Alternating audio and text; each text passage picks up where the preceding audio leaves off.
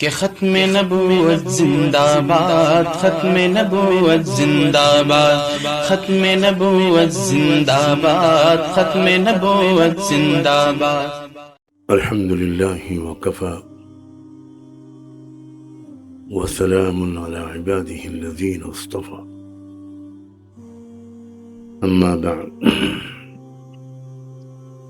أعوذ بالله من الشيطان الرجيم، بسم الله الرحمن الرحيم، قل هل يستوي الذين يعلمون والذين لا يعلمون،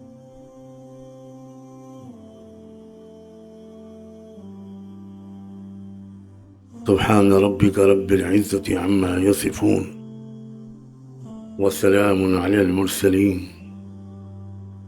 والحمد لله رب العالمين۔ اللهم صل على سيدنا محمد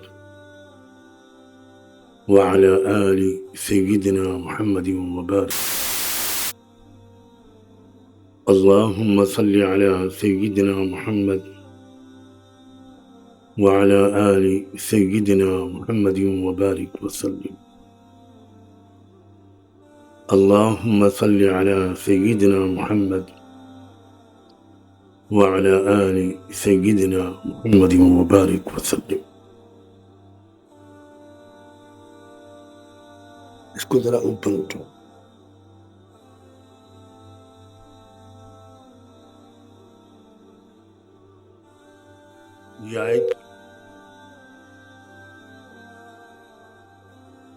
یہ آیت جو میں نے ابھی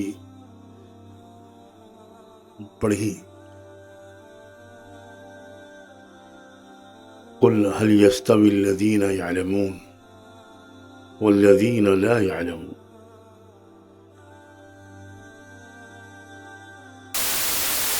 اس آیت میں اللہ تعالیٰ نے رحمت دو عالم صلی اللہ علیہ وآلہ وسلم کو ایک حکم دیا ہے، اور وہ حکم یہ ہے کہ آپ لوگوں کے سامنے ایک سوال کھڑا کیجیے، اور وہ سوال یہ ہے کہ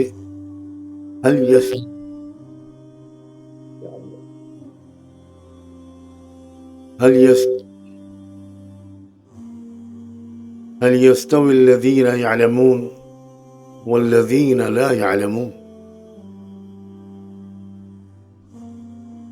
کیا وہ لوگ جو جانتے ہیں اور وہ لوگ جو نہیں جانتے یہ دونوں برابر ہو سکتے ہیں؟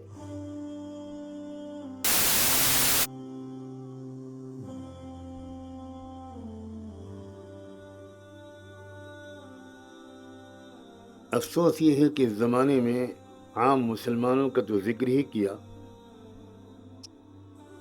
اکثر علماء نے بھی قرآن کو غور کر کے پڑھنا چھوڑ دیا،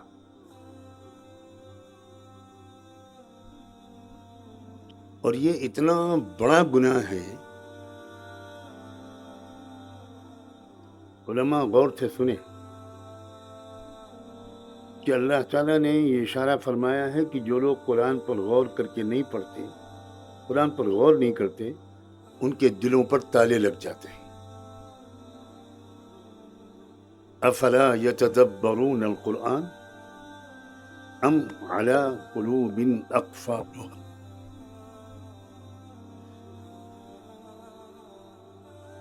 میری ہمت تو نہیں ہوں، آپ کا مقام بھی بہت بلند ہے،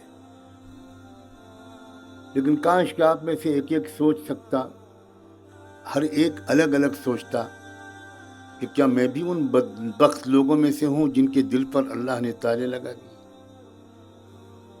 میں امام ہوں، میں مدرس ہوں، میں مفتی ہوں، میں فتوے لکھتا ہوں، تقریریں کرتا ہوں، نکاح پڑھاتا ہوں، نماز جنازہ پڑھاتا ہوں، خوب عوام کو نصیحت کرتا ہوں، اور مجھے خود یہ خبر نہیں ہے کہ میرے دل پر تالے لگے ہوئے۔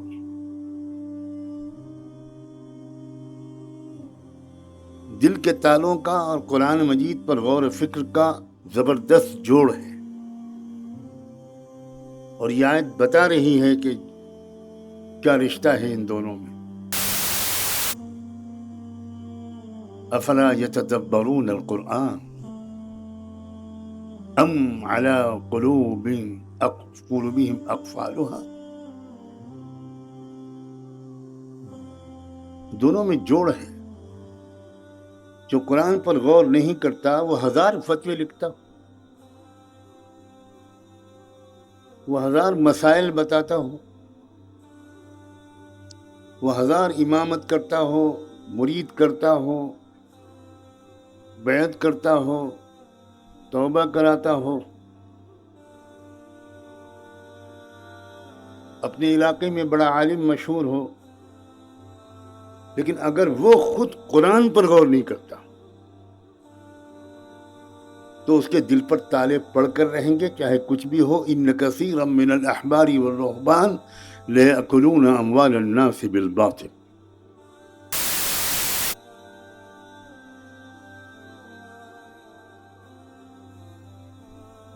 اگر قرآن پر کوئی بھی طالب علم غور کرتا تو ایک سوال اس آیت کے ذیل میں اس کے دل میں ضرور آتا کہ یعلمون کا مفعول کیا ہے؟ قل هل يستوي الذين يعلمون، یعلمون کا مطلب کیا؟ یعلمون کس چیز کا علم رکھنے والے اور کس چیز کا علم نہ رکھنے والے، یہ دونوں برابر نہیں ہو سکتے۔ وہ کون سی چیز ہے؟ ہم مولوی لوگ، مجھے آج ذرا صاف بات کرنے دیجیے، اور میں اس صاف گوئی پر آج معذرت بھی نہیں کروں گا۔ ہم مولوی لوگ ہو سکتا ہے کہ چند مسائل جانتے ہوں، سجدہ سہو کے، نکاح طلاق کے۔ یعلمون میں اللہ تعالیٰ نے مفعول کیوں نہیں رکھا؟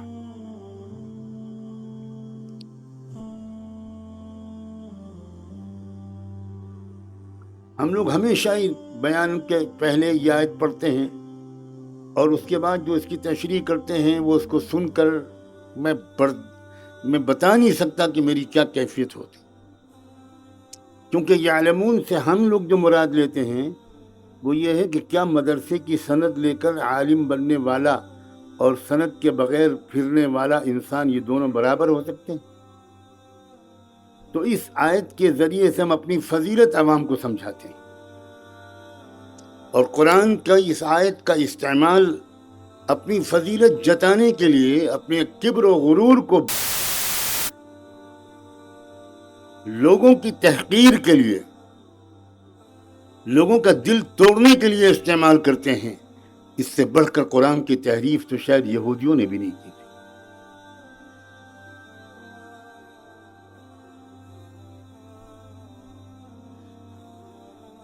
مسائل کے علم کو علم نہیں کہہ رہے ہیں اللہ تعالیٰ اس آیت، بہت بات کا درجہ ہے اس مسائل کے علم کا، بہت بات کا درجہ ہے۔ صحابہ میں سے اکثر مسائل کا علم نہیں رکھتے تھے، وہ دوسرے 14-15 صحابہ سے پوچھتے تھے، تو کیا وہ لا یعلمون میں آئیں گے؟ ہماری تشریح کے مطابق، ہمارے فہم قرآن کے مطابق وہ لا یعلمون میں آئیں گے؟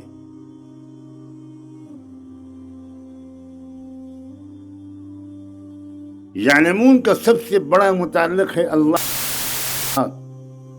کیا وہ لوگ جو اللہ کو پہچانتے ہیں، جو اللہ کی قدرت کو، اللہ کی صفات کو، اللہ کی طاقت کو، اللہ کے جلال و جمال کو، اللہ کی شان رحیمی اور قہاری اور جباری کو، اللہ کی شان عزیز ذو انتقامی کو، جو اللہ کی طاقت کو پہچانتے ہیں اور جو اللہ کی طاقت کو نہیں پہچانتے، کیا یہ دونوں برابر ہو سکتے ہیں؟ جس کے بعد ساری دنیا کی فقہ و حدیث کی کتابوں کا علم ہو لیکن اللہ کی ذات کا علم نہ ہو، اس کے دل میں اللہ کی خشیت اور محبت نہ ہو، وہ اللہ کی دیدار کے لیے تڑپے نہ، اس کے دل میں اللہ کی ملاقات کا اشتیاق نہ ہو، جو پہچانتا ہی نہیں اللہ کی محبوبیت کو، اللہ کی حاکمیت کو، وہ علم والا بالکل نہیں ہے۔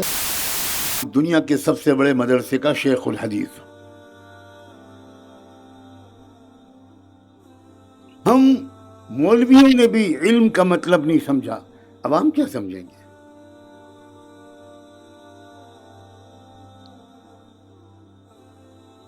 جب واقعی اللہ کو ہم پہچانتے ہیں جس طرح پہچاننا چاہیے، میں آپ سے جواب چاہتا ہوں،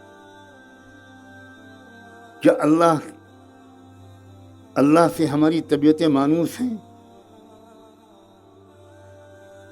جو انسان اللہ کو نہیں جانتا وہ دنیا بھر کی کتابیں پڑھ لے، کمثل الحمار یحمل اسفارا، یہ تو اللہ تعالیٰ نے صاف کہہ دیا، مثل الذین حملوا التوراة ثم لم يحملوها کمثل الحمار یحمل اسفارا، وہ لوگ جن کو تورات دی گئی، اللہ کی کتاب، اتنی ہی مقدس جتنی،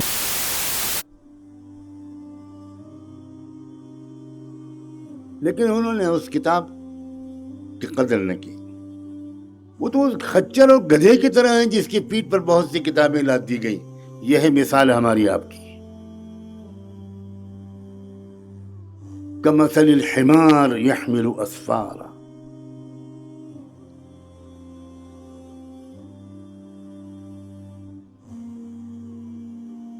اللہ کو پہچاننا،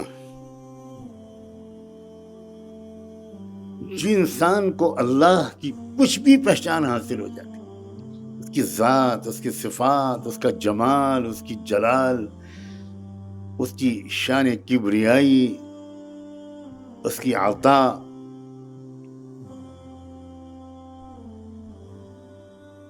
اس کا روز رات میں بندوں سے مخاطب ہونا، بندوں میں دن بھر اب آیا ہوں، کوئی ہے تم میں توبہ کرنے والا؟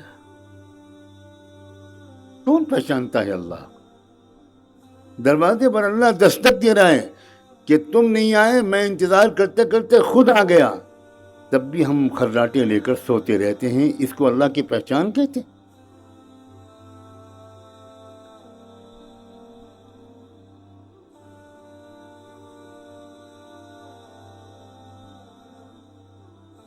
پھر اللہ کے بعد انبیاء علیہ السلام کی پہچان، امام الانبیاء، سید الانبیاء، خاتم النبیین، رحمت دو عالم صلی اللہ علیہ وسلم کی ذات کی پہچان، ان کے اخلاق کی پہچان، ان کے اعمال اور معمولات کی پہچان، ان کی سخاوت کی پہچان، ان کی ہمدردی کی پہچان، ان کی تواضع کی پہچان، ان کی پہچان، غربت کے باوجود صفائی ستھرائی کے اہتمام کی پہچان، رزق کے ایک ایک دانے کی قدر کرنے کی ان کی ادا کی پہچان۔ اب جس کو دنیا بھر کے علم ہو کہ امام شافعی کا یہ مسلک ہے، امام احمد کا یہ مسلک ہے، امام مالک کا یہ مسلک ہے، امام ابو حنیفہ کا یہ مسلک ہے، محمد اور ابو یوسف کا یہ مسلک ہے، اوزاعی کا یہ مسلک ہے، اور سفیان ثوری کا یہ مسلک ہے، اور سفیان ابن عیینہ کا یہ مسلک ہے، اور امام بخاری کے تراجم کی یہ تشریح ہے، یہ سب معلوم ہے، لیکن محمد الرسول اللہ کی پہچان نہیں ہے، کچھ حاصل نہیں اس کو حدیث و فقہ کی ان معلومات سے، کچھ حاصل نہیں، نہ اس میں تقوی پیدا ہوگا، نہ اس میں توکل پیدا ہوگا، نہ اس میں شجاعت پیدا ہوگی، نہ اس میں پڑوسیوں کی ساتھ حسن سلوک کی عادت اس کو نصیب ہو۔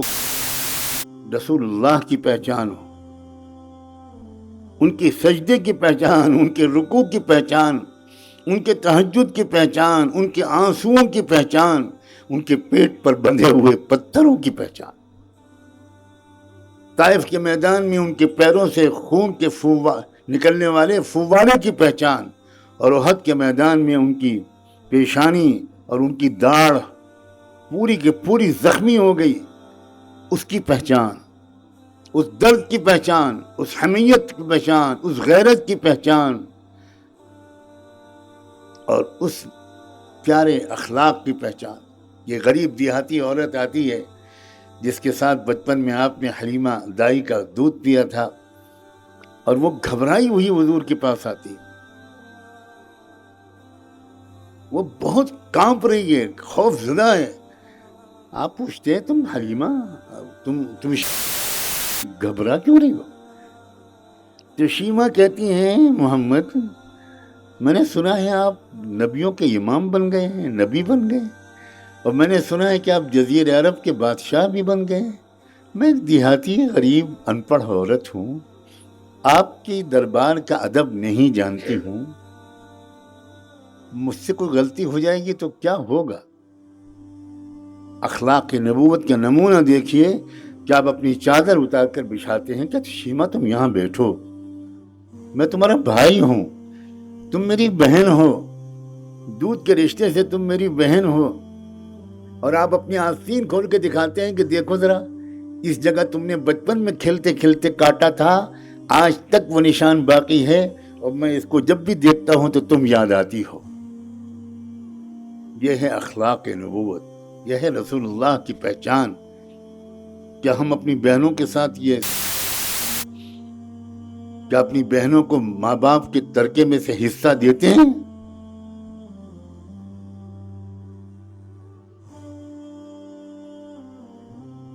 وہ بہن جس کی شادی امیر گھر میں ہو گئی، اس کی عزت کچھ اور ہوتی ہے ہمارے گھروں میں، اور وہ بہن جس کی شادی غریب گھر میں ہو گئی، اس کی عزت، اس کا مقام ہمارے گھروں میں کچھ اور ہوتا ہے.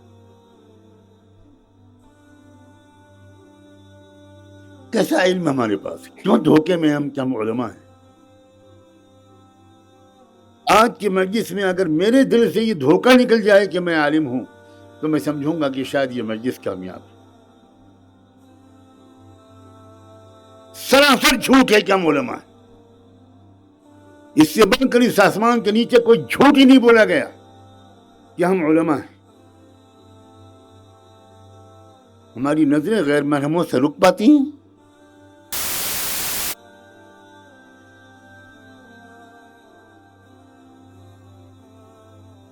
ہم کسی غریب کے استفتاء کا جواب وہی دیتے ہیں جو امیر کے استفتاء کا جواب دیتے ہیں. میں بہت اندر کی بات کہہ رہا ہوں. فتویٰ امیر کو وہ ملتا ہے جس سے امیر خوش ہو، اور غریب کو فتویٰ وہ ملتا ہے جو شریعت کا حکم ہو. کیوں؟ اس لیے کہ ہم نے کتاب پڑھی ہے، اللہ کو نہیں پہچانا، بالکل نہیں پہچانا. حالانکہ ہمارا پہلا سبق کیا تھا اردو کی پہلی کتاب میں؟ الف سے اللہ کو پہچان، بے سے بڑوں کا کہنا مان.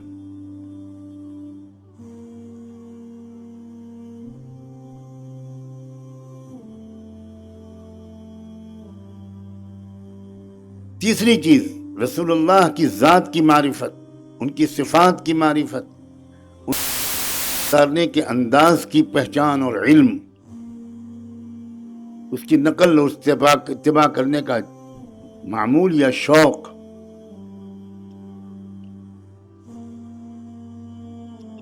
اور تیسری چیز آخرت کا علم.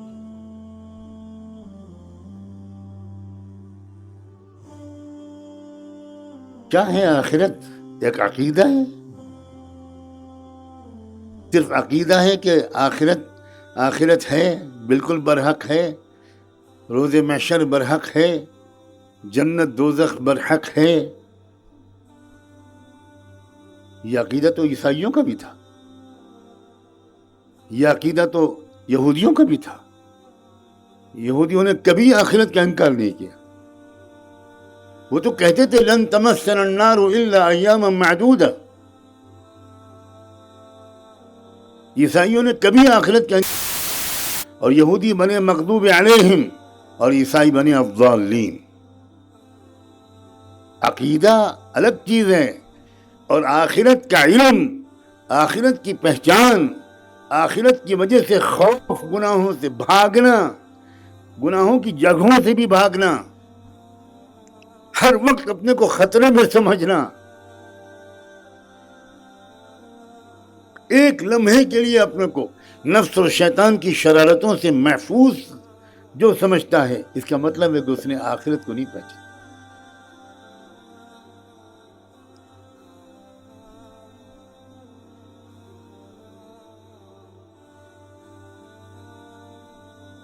آخرت کی شروعات ہوگی موت کے وقت سے۔ کیا ہم جانتے ہیں کہ موت ہماری کیسے آئے گی؟ کیا ہمیں فکر ہے کہ اللہ موت کے وقت کی تکلیف کو آسان کر دینا؟ سجدے میں پڑھ کر رسول اللہ صلی اللہ علیہ وآلہ وسلم، حضرت عائشہ بتاتی ہیں کہ جو دعائیں سب سے زیادہ مانگتے تھے اس میں ایک دعا سید الرسل امام الانبیاء یہ مانگتے تھے کہ اللہم اعنی علی سکرات الموت، اللہم اعنی علی غمرات الموت، اس لیے کہ وہ موت کو پہچانتے تھے، وہ آخرت کو پہچانتے تھے۔ وہ دعا مانگتے تھے ہر نماز کے بعد کہ اللہم انی اعوذ بک من عذاب من فتنة القبر ومن عذاب القبر۔ کیا ہم کو ڈر لگتا ہے؟ اپنی موت کے وقت یاد آتا ہے ہم کو؟ آخرت کا علم نہیں ہے تو کچھ بھی نہیں ہے۔ یعلمون ظاہرا من الحیات الدنیا وهم عن الآخرۃ هم غافلون۔ آخرت کا علم جس کے پاس نہیں، قرآن نے مان کہہ دیا کہ وہ غافل ہے، اور غفلت والا معصیتوں سے نہیں بچ سکتا۔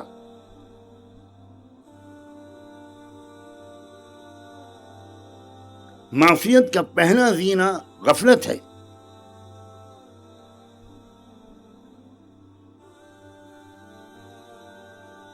قل هل يستوي الذين يعلمون والذين لا يعلمون۔ اللہ کو پہچاننا، اللہ کے رسول کو پہچاننا پوری تفصیلات کے ساتھ،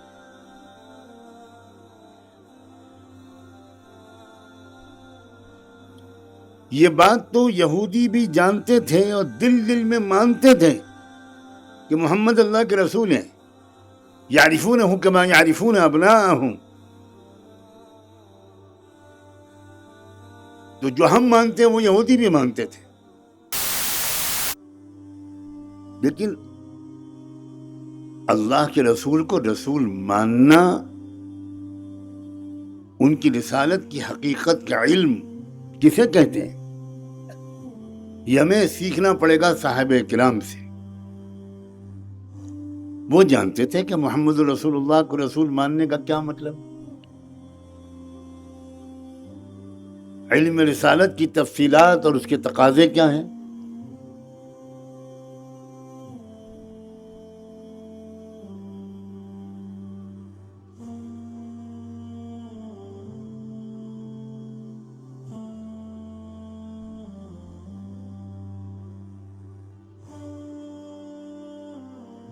پھر اللہ رسول اور آخرت کے بعد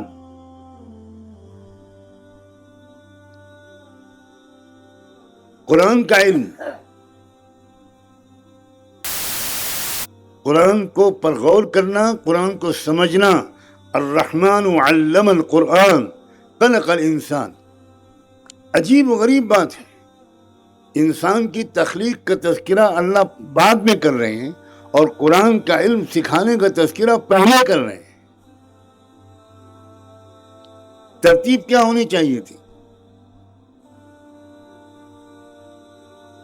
خلق الانسان پہلے ہوتا اور علم القرآن بعد میں ہوتا۔ مگر کیا اشارہ شاید اللہ نے فرمایا کہ جس نے قرآن کو نہیں سمجھا، جس نے قرآن مجید کو گہرائی سے نہیں سمجھنے کی کوشش کی، وہ انسان ہی نہیں ہے، وہ حیوان ہے۔ ان هم الا كالانعام بل هم اضل سبیلا۔ تو کیا قرآن سے ہمارا تعلق ایسا ہے؟ کیا ہم تو گہرائی سے سمجھنے کی کوشش کی ہے؟ عوام کو تو روک دیا ہم نے، تم مت غور کرنا قرآن پر، اور ہم نے خود قرآن پر غور کرنا چھوڑ دیا۔ امت پوری کے پوری بغیر قرآن کے جی رہی ہے۔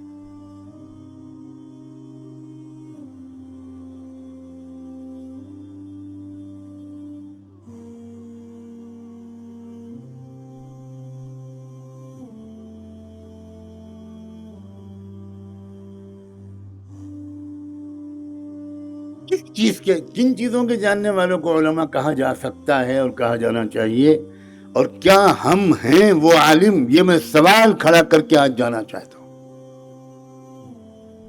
ہمیں سچے دل سے اعتراف کرنا چاہیے۔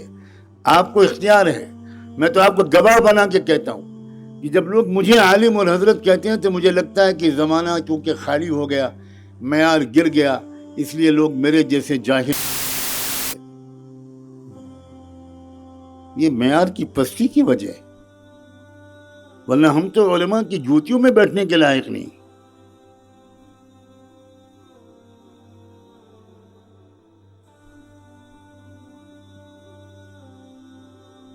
عالم کہتے تھے صدیق اکبر کو، عمر فاروق، عثمان غنی، علی مرتضی، امہات المومنین، ابو سعید خدری، خالد بن ولید، کعب الاحبار، ابی بن کعب، عبداللہ بن مسعود، عبداللہ بن عباس، عبداللہ بن عمر، عبداللہ بن عمر۔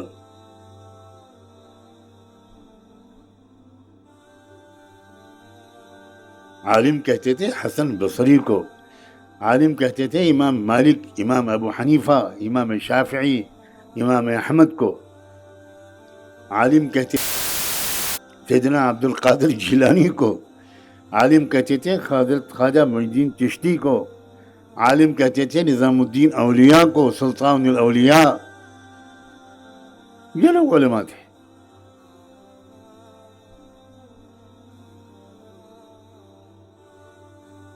ورنہ جہاں تک مسائل کے علم کا سوال ہے، خدا کرے کہ میری یہ بات غلط ہو، رئیس المنافقین کو ہم سے اور آپ سے زیادہ مسائل کا علم تھا۔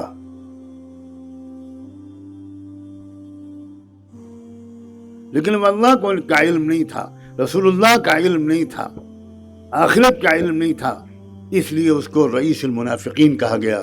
ان المنافقین فی الدرک الاسفل من النار۔ وہ نماز پڑھتے تھے منافقین، اور اللہ کے رسول کے پیچھے نماز پڑھتے تھے، مسجد نبوی میں نماز پڑھتے تھے، 5 وقت کی نماز باجماعت پڑھتے تھے، اللہ کا ذکر بھی کرتے تھے۔ قرآن نے یہ نہیں کہا کہ وہ ذکر نہیں کرتے، قرآن نے ان کے بارے میں یہ کہا ہے کہ لا یذکرون اللہ الا قلیلا۔ آپ بتائیں ہم اللہ کا ذکر کثیر کرتے ہیں کہ قلیل کرتے ہیں؟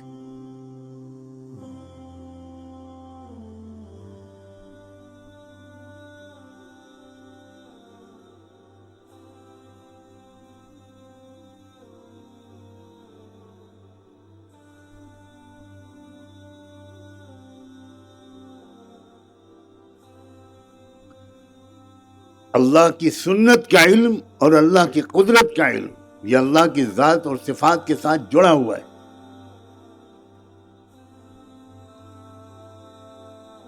جس کو اللہ کی قدرت کا علم ہوتا ہے وہ دنیا میں کبھی ظلم کی طاقتوں سے ڈرتا نہیں، وہ حق گو اور بے باک ہوتا ہے، وہ خوشامدی اور چاپلوسی نہیں ہوتا، وہ ذرا اپنے آپ کو اپنا فخر محسوس نہیں کرتا، اپنی تصویریں نہیں کھنچواتا، وہ بے نیاز ہوتا ہے، اس میں زہد اور استغنا ہوتا ہے۔ وزراء اور حکام اس اللہ کے بندے کے پاس آتے ہوئے ڈرتے ہیں۔ حضرت مولانا فضل الرحمان گنج مراد آبادی، ان کے پاس پیغام بھجوایا انگریز گورنر نے، نواب چھتاری جنہوں نے علی گڑھ مسلم یونیورسٹی کے لیے اپنی ہزاروں یا سینکڑوں ایکڑ زمین دی تھی، وہ حضرت مولانا فضل الرحمان گنج مراد آبادی کے عقیدت مند اور مرید تھے، اور چونکہ وہ اتنی بڑی شخصیت تھی تو ان کا انگریز حکومت سے بھی رابطہ تھا۔ انہوں نے آ کر بڑے ادب سے اپنے شیخ، اپنے مربی، اپنے مرشد حضرت مولانا فضل الرحمان گنج مراد آبادی سے کہا کہ حضرت گورنر جو ہیں صوبہ جات متحدہ کا، اس وقت یو پی کو اتر پردیش نہیں کہتے تھے، یونائٹڈ پروونس کہتے تھے، صوبہ جات متحدہ، اس کے گورنر آپ کے پاس آنا چاہتے ہیں۔ حضرت خاموش رہے۔ تھوڑی دیر کے بعد نواب اسماعیل نے کہا کہ حضور میری رائے ہے کہ اجازت دے دیجئے، تھوڑی دیر بیٹھ کے چلا جائے گا. فرمایا آنے دو. تو نواب اسماعیل چھتاری نے کہا کہ حضرت وہ ایک کرسی تھی یہاں پر ٹوٹی پھوٹی، اسی کو ذرا سا ٹھیک کرا کے رکھ دیتے ہیں.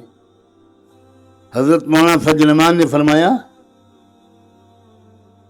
کرسی کی کیا ضرورت ہے، کیونکہ وہ زمین پر بیٹھنے کا عادی نہیں ہے وہ لوگ.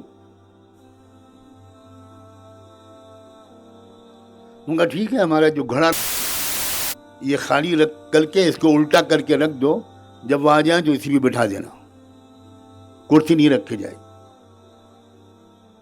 یہ ہیں وہ جو اللہ کا علم رکھتے ہیں، یہ ہیں وہ علماء جو رسول اللہ کا علم رکھتے ہیں، یہ ہیں وہ علماء جو کسی بڑے سے بڑے لیڈر سے مروب نہیں ہوتے. جتنا بڑا آدمی دنیا والوں کی نگاہ میں ان کے سامنے آتا ہے وہ ان کو اتنا ہی چھوٹا نظر آتا ہے، اور جتنا چھوٹا غریب ان پڑھ دیہاتی بھوکا پیاسا انسان ان کے سامنے آتا ہے وہ ان کو اتنا ہی بڑا نظر آتا ہے. کہاں ہیں ایسے علماء؟ ہمیں آپ کو اپنے آپ کو علماء کہنے کا حق ہے؟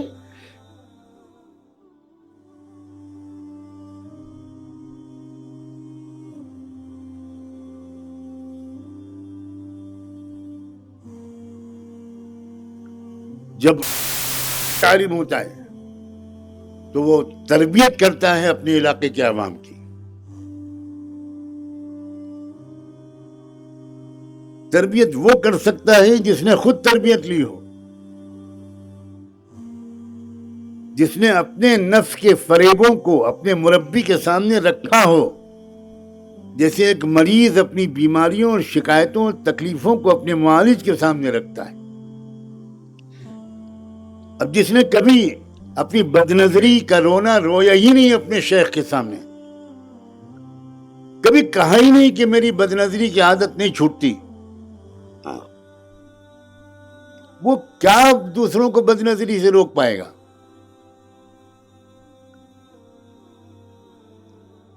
جس نے تقوی کے تقاضے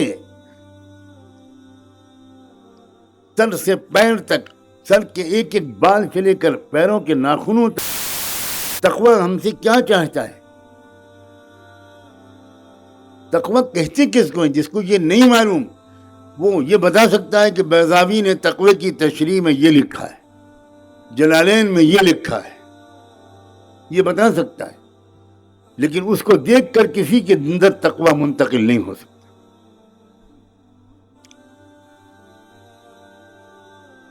عوام کی بگاڑ کی بڑی ذمہ داری ہے. ایک حد تک مجھے کہنا دیجئے ہم علماء پر ہیں.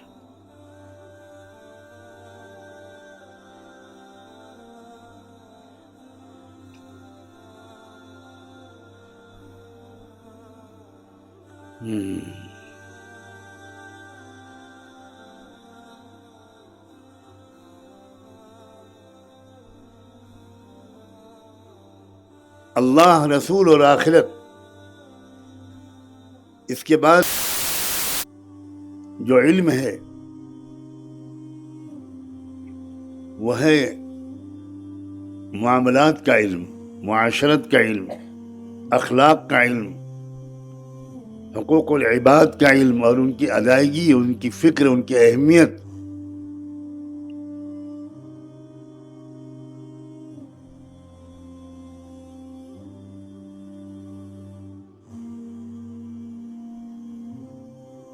ایک موقع پر صحابہ کرام کو قطار در قطار بڑی ڈسپلن کے ساتھ صفوں میں کھڑا کر رہے تھے رحمت دو عالم صلی اللہ علیہ وآلہ وسلم.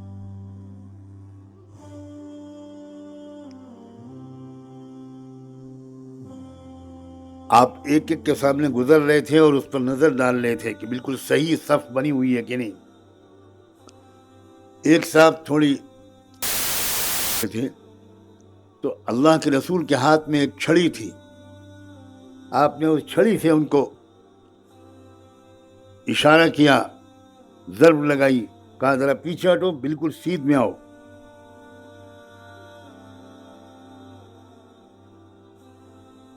اب سنیے، بندوں کے حقوق کے علم کا کیا درجہ ہے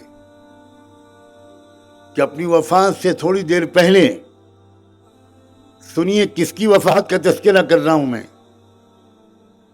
امام الانبیاء خاتم النبیین رحمت دو عالم صلی اللہ علیہ وآلہ وسلم کی وفات سے پہلے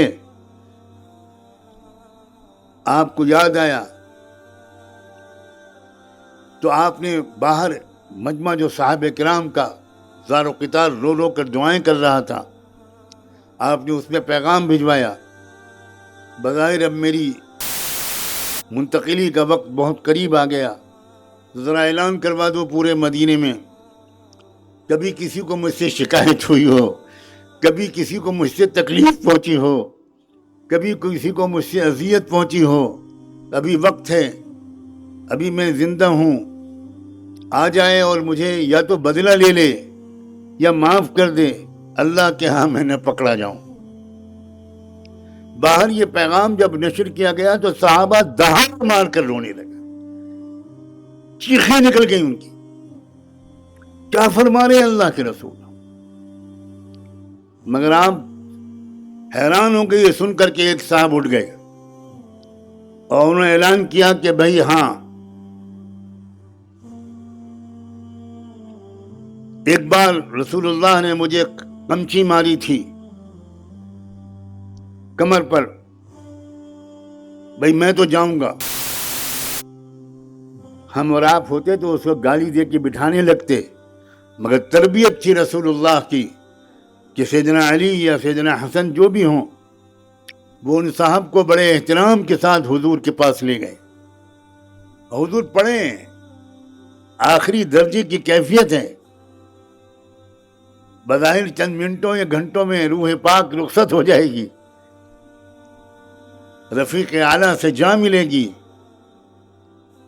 اور اس وقت کہا جاتا ہے کہ آپ نے اعلان کروایا تھا یہ صاحب آئے ہیں.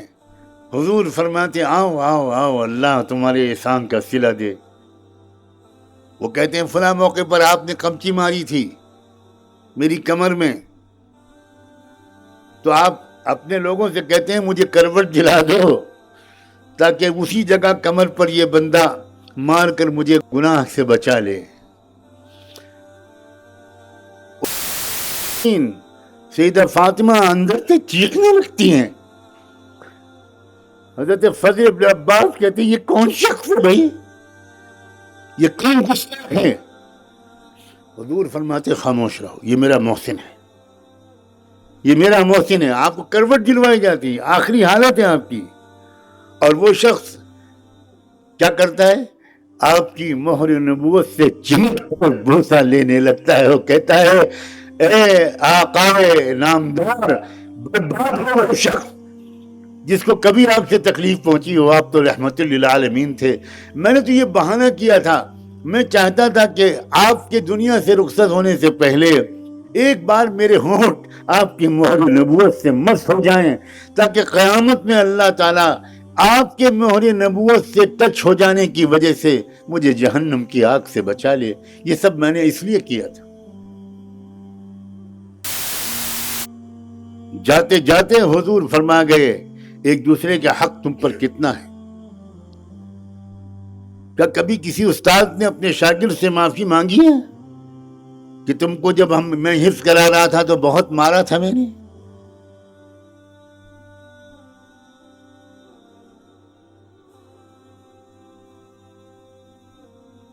میرے والد ماجد رحمۃ اللہ علیہ اپنی آخری بیماری جو بہت سال چلی، اس میں 15-20 بار انہوں نے ہم بھائی بہنوں کو بلا کر کہا بچوں میں نے کبھی تم کو ڈانٹا بھی تھا، کبھی مارا بھی تھا، مجھے معاف کر دو، میری بوڑھاپے کا خیال کرو.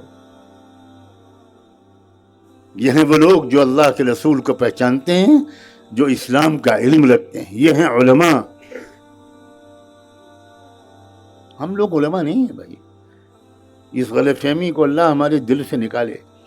اسی غلط فہمی نے ہم کو اپنے بزرگوں کے پاس جانے سے روک دیا ہے. اسی نے ہم کو بھکاری اور خیرات مانگنے سے روک دیا ہے. اسی نے ہم کو تکبر اور غرور میں مبتلا کر دیا ہے. اسی نے ہمارے اور عوام کے درمیان ایک خلیج برپا کر دی ہے. اسی نے ہمارے اور قوم کے نوجوانوں کے درمیان، کالجوں اور یونیورسٹیوں میں پڑھنے والے ہمارے نوجوان طلبہ اور طالبات کے درمیان ایک ہزاروں میل چوڑی خندق کھود دی ہے۔ ہم ہر اس شخص کو جو نوجوان ہے کالج میں پڑھتا ہے یا پڑھتی ہے اس کو جہنمی سمجھتے ہیں، اس کو فاسق فاجر سمجھتے ہیں۔ ہم جنت کے ٹھیکیدار بن گئے ہیں۔ سب سے پہلے کون لوگ جائیں گے جہنم میں؟ بخاری شریف کی جو آپ نے پڑھائی ہے سینکڑوں بار، کیا اس میں یہ فرمایا اللہ کے رسول نے کہ سب سے پہلے زنا کرنے والوں کو بھیجا جائے گا، سب سے پہلے شراب پینے والوں، سب سے پہلے جوا کھیلنے والوں کو بھیجا جائے گا؟ آپ نے فرمایا، اور سیدنا ابو ہریرہ جب یہ روایت کرنے لگتے تھے تو چیخ مار کر گر جاتے تھے اور بے ہوش ہو جاتے تھے۔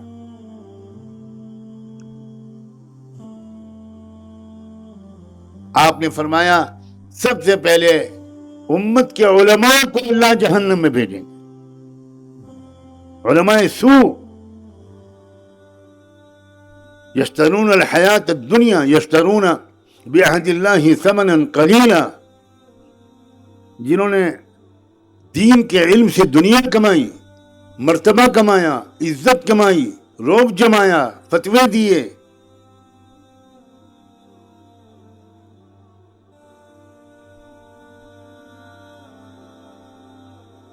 وہ علماء جنہوں نے مشائخ سے، اہل اللہ سے تربیت نہ لی ہو، جوتیاں کی ہوں، خدمت نہ کی ہو، اپنے کو مٹایا ہو، اپنے کو فنا نہ کیا ہو، وہ علماء ہمیشہ امت کے لیے مصیبت بنے۔ اکبر کو اتنا بڑا کافر و ملحد کس نے بنایا تھا؟ کاش کہ آپ لوگ تاریخ پڑھتے۔ میری ایک بہت بڑی شکایت علماء سے ہے، اور وہ یہ کہ علماء نے مطالعہ نہ کرنے کی قسم کھا رکھی۔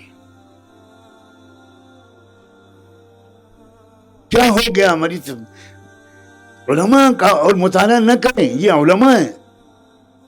علامہ انور شاہ کشمیری رحمۃ اللہ علیہ اپنی مرض وفات میں یہ خبر تہجد کے وقت میں مشہور ہو گئی، تہجد سے تھوڑا پہلے، کہ حضرت کی وفات ہو گئی۔ امام المحدثین، امیر المومنین فی الحدیث، تو توڑ پڑے لوگ۔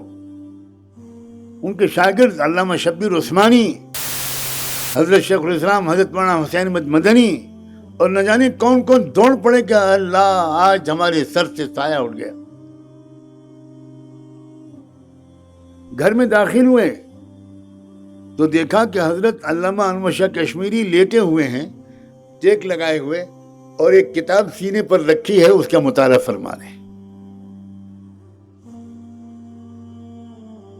ہاتھ سے بار بار کتاب گری جا رہی ہے، اس لیے کہ چند منٹ یا گھنٹوں کے بعد انتقال ہونے والا ہے، یہ آخری وقت ہے۔ علامہ شبیر عثمانی نے ہمت کر کے کہا کہ حضرت ہم آپ کے غلام حاضر ہیں، ہم آپ سب کے سب یہاں آپ کے شاگرد ہیں، کوئی مسئلہ آپ کو تلاش کرنا تھا تو آپ ہمیں حکم دے دیتے، ہم مطالعہ کر کے بتا دیتے۔ علامہ انور شاہ کشمیری نے فرمایا میں کیا کروں، کتابوں کے مطالعے کی اس کے بغیر چین نہیں آتا۔ یہ ہیں علماء۔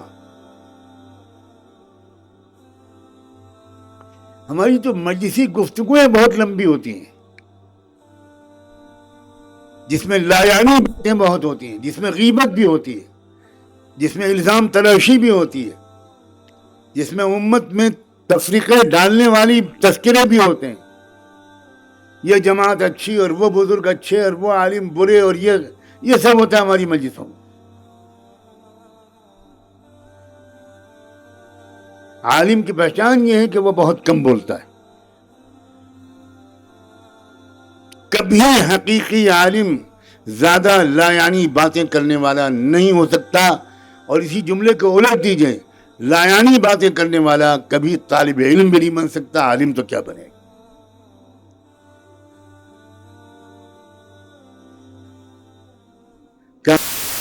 صلی اللہ علیہ وآلہ وسلم طویل الصمت دائم الاحزان، بہت دیر خاموش رہتے تھے اللہ کے رسول، گھنٹوں صحابہ بیٹھے اور حضور خاموش۔ آج تو ہمیں وہ بزرگ، وہ شیخ ایک منٹ کے لیے برداشت ہی نہیں ہے جو خاموش بیٹھا رہے۔ ہمیں تو مشاعروں کی غزل چاہیے، ہمیں تو لچھے دار تقریریں اور بیان چاہیے۔ ہم جانتے ہی نہیں کہ دل کو دل سے راہ ہوتی ہے۔ دل تو ہمارے مر چکے، اور ہم نے اپنے دل کو کسی صاحب دل کے دل سے جوڑنا سیکھا ہی نہیں۔ حضرت جی معین انعام الحسن صاحب رحمۃ اللہ علیہ، پورے عالم میں کروڑوں انسان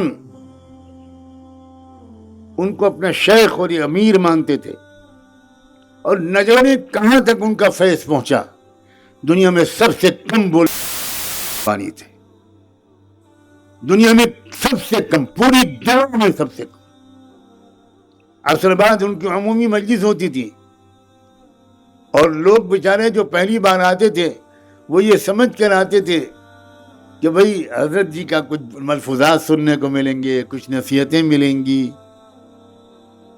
پوری مجلس 1 گھنٹے کی ایک لفظ بھی حضرت نہیں بولتے تھے، ایک لفظ بھی۔ لیکن جو لوگ سچی طلب لے کر آتے تھے، جن کے اندر وہ دل زندہ ہوتا تھا، میں ان کو دیکھتا تھا کہ وہ بیٹھے ہوئے ہچکیاں لے کر رو رہے ہیں۔ جن کے دل مردہ ہو چکے اور جن کو دل سے دل جوڑنا نہیں آتا، میں چھوٹا آدمی ہوں، بڑی بات کہنے والا ہوں، چھوٹا منہ بڑی بات، انہیں شاید کبھی بھی اصلاح ان کی ہو ہی نہیں سکتی، ہو ہی نہیں سکتی۔ آج یہ مسافہ کرتے ہیں، آدمی کہتا ہے حضرت کوئی نصیحت فرما دی۔ یہ دلوں کے مردہ ہونے کی علامت ہے۔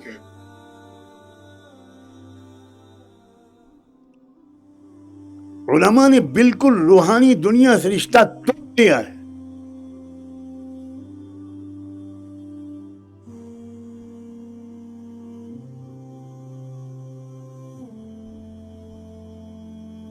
اکبر اپنے نوجوانی میں علماء، مشائخ، بزرگوں کا اتنا احترام کرتا تھا کہ شہزادہ ہونے کے باوجود اور تخت شاہی کا وارث ہونے کے باوجود تمام علماء کی جوتیاں اکبر خود سیدھا کرتا تھا۔ اور اکبر نے وسط احترام یہ کیا کہ علماء کی ایک درخواست کی کہ میری تربیت کے لیے آپ حضرات آ جائے، میں ایک وقت فارغ کروں گا جس میں آپ سب تشریف لائیں گے اور میں ادب سے آپ کی نصیحتیں سنوں گا۔ اتنا بھولا بھالا، اتنا سیدھا، نیک دل قسم کا انسان تھا۔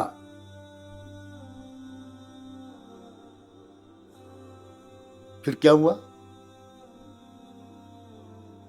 اب اکبر کے دربار میں علماء نے آنا شروع کیا تو ہر عالم چاہ رہا ہے میں اکبر کے قریب بیٹھ جاؤں، ہر عالم چاہ رہا ہے اکبر مجھے دیکھ لیں، ہر عالم چاہ رہا ہے کہ بس وہ کسی طرح شہنشاہ کی یا شہزادے کی میری اوپر توجہ ہو جائے۔ علماء ہیں کہ یہ بازار کے کچھ بکاؤ مال ہے۔ یہ کیا آج یہی ہماری آپ کی حرکت نہیں ہے؟ کوئی عامدار، کوئی خاص دار، کوئی پاندار، کوئی گیہوں دار، کوئی دھاندار اگر آ جائے تو کیا حال ہوتا ہے؟ لا حول ولا قوت الا باللہ۔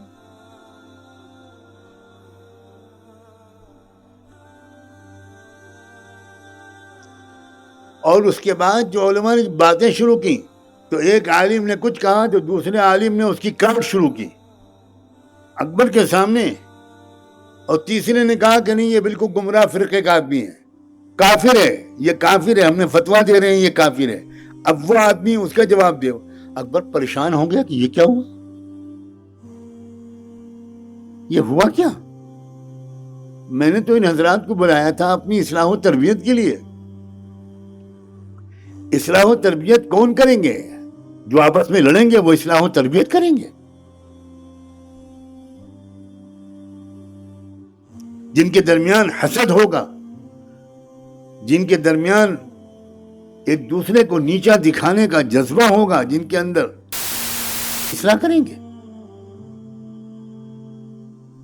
ٹٹولیے اللہ کے واسطے، ٹٹولیے اپنے دلوں کو، ٹٹولیے اللہ کے واسطے۔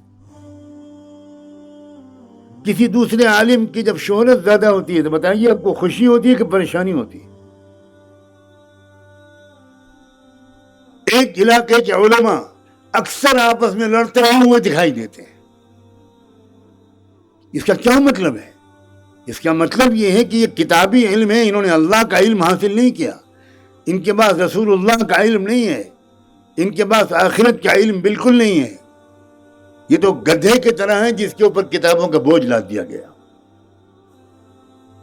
اور اسی سے بدزن ہوتے ہیں لوگ، تاجر بدزن ہوتے ہیں، نوجوان بدزن ہوتے ہیں، پروفیشنل بدزن ہوتے ہیں، انٹلیکچوئلز بدزن ہوتے ہیں، امت کے باصلاحیت اہل قلم بدزن ہوتے ہیں کہ ان سے تو اچھے ہم ہی ہیں۔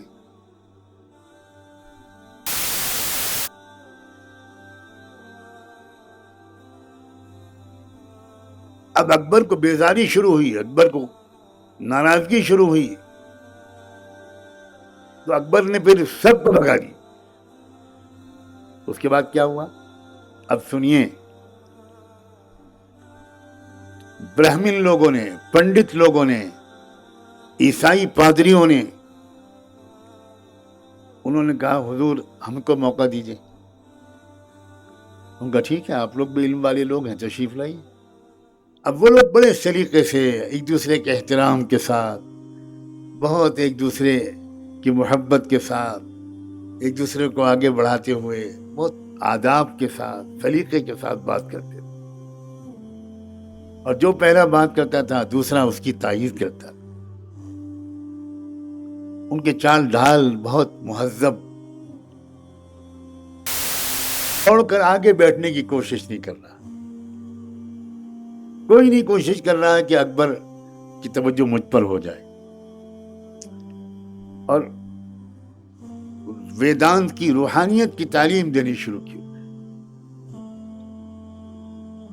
اب اکبر کو اتنی اچھی لگی وہ باتیں کہ یہ تو کوئی لڑائی جھگڑے کی باتیں ہی نہیں کرتے، یہ تو یہ باتیں کہتے ہیں کہ بھئی حضور یہ سارے دھرم بالکل سچے ہیں اور سب ایک خدا کی طرف لے کر جاتے ہیں، ایک حق کی طرف لے کر جاتے ہیں۔ حضور آپ کے ملک میں گنگا بھی ہے، جمنا بھی ہے، بس یہ جو دھرم ہیں یہ بس یہ گنگا جمنا ہے، آپ اس راستے سے جائیں تب آپ کا نروان ہو جائے گا، آپ اس راستے سے جائیں گے تب آپ کا نروان ہو جائے گا۔ دل جیت لیا اکبر کا، اپنے اخلاق سے، اپنی تہذیب سے، ایک دوسرے کے احترام سے، طریقے گفتگو سے۔ پھر دھیرے دھیرے اکبر نے کہنا شروع کیا کہ ذرا آپ اور مجھے آگے کی تعلیم دیجئے، مجھے تو بہت اچھا لگ رہا ہے۔ پھر وہ لوگ اور آگے بڑھے اور آگے بڑھے اور آگے بڑھے، یہاں تک کہ وہ وقت آیا کہ اکبر کو ان لوگوں نے یہ اچھی طرح سمجھا دیا کہ حضور محمد کی جو رسالت و نبوت تھی وہ 1000 سال کے لیے تھی۔ ہر 1000 سال میں نظم عالم بدلتا ہے، ہر 1000 سال میں انسانیت کی رہبری کے لیے کوئی نیا رہبر خدا بھیجتا ہے۔ محمد سچے رہبر تھے، ہمارے کلکی اوتار میں بھی یہ لکھا ہے، نراشنس کے نام سے ان کو یاد کیا گیا ہے، لیکن اب ان کا دور ختم ہو گیا۔ اب تو ایک ایسے گیانی، ایک ایسے رہبر، ایک ایسے روحانی رہنما کی ضرورت ہے جو قوموں کو جوڑ دے، جو سب مذاہب کو جوڑ دے۔ مذاہب جڑیں گے تو قومیں جڑیں گی، اور وہی انسان ہوگا اس دور کا رہنما۔ اب دھیرے دھیرے ان لوگوں نے کہنا شروع کیا حضور ذل الہی، ہم آپ کے اندر وہ صفات دیکھ رہے ہیں جو اس دور کے نبی کی صفات ہیں، اس دور کے مجدد کی صفات ہیں، اس دور کے رہبر کی صفات ہیں۔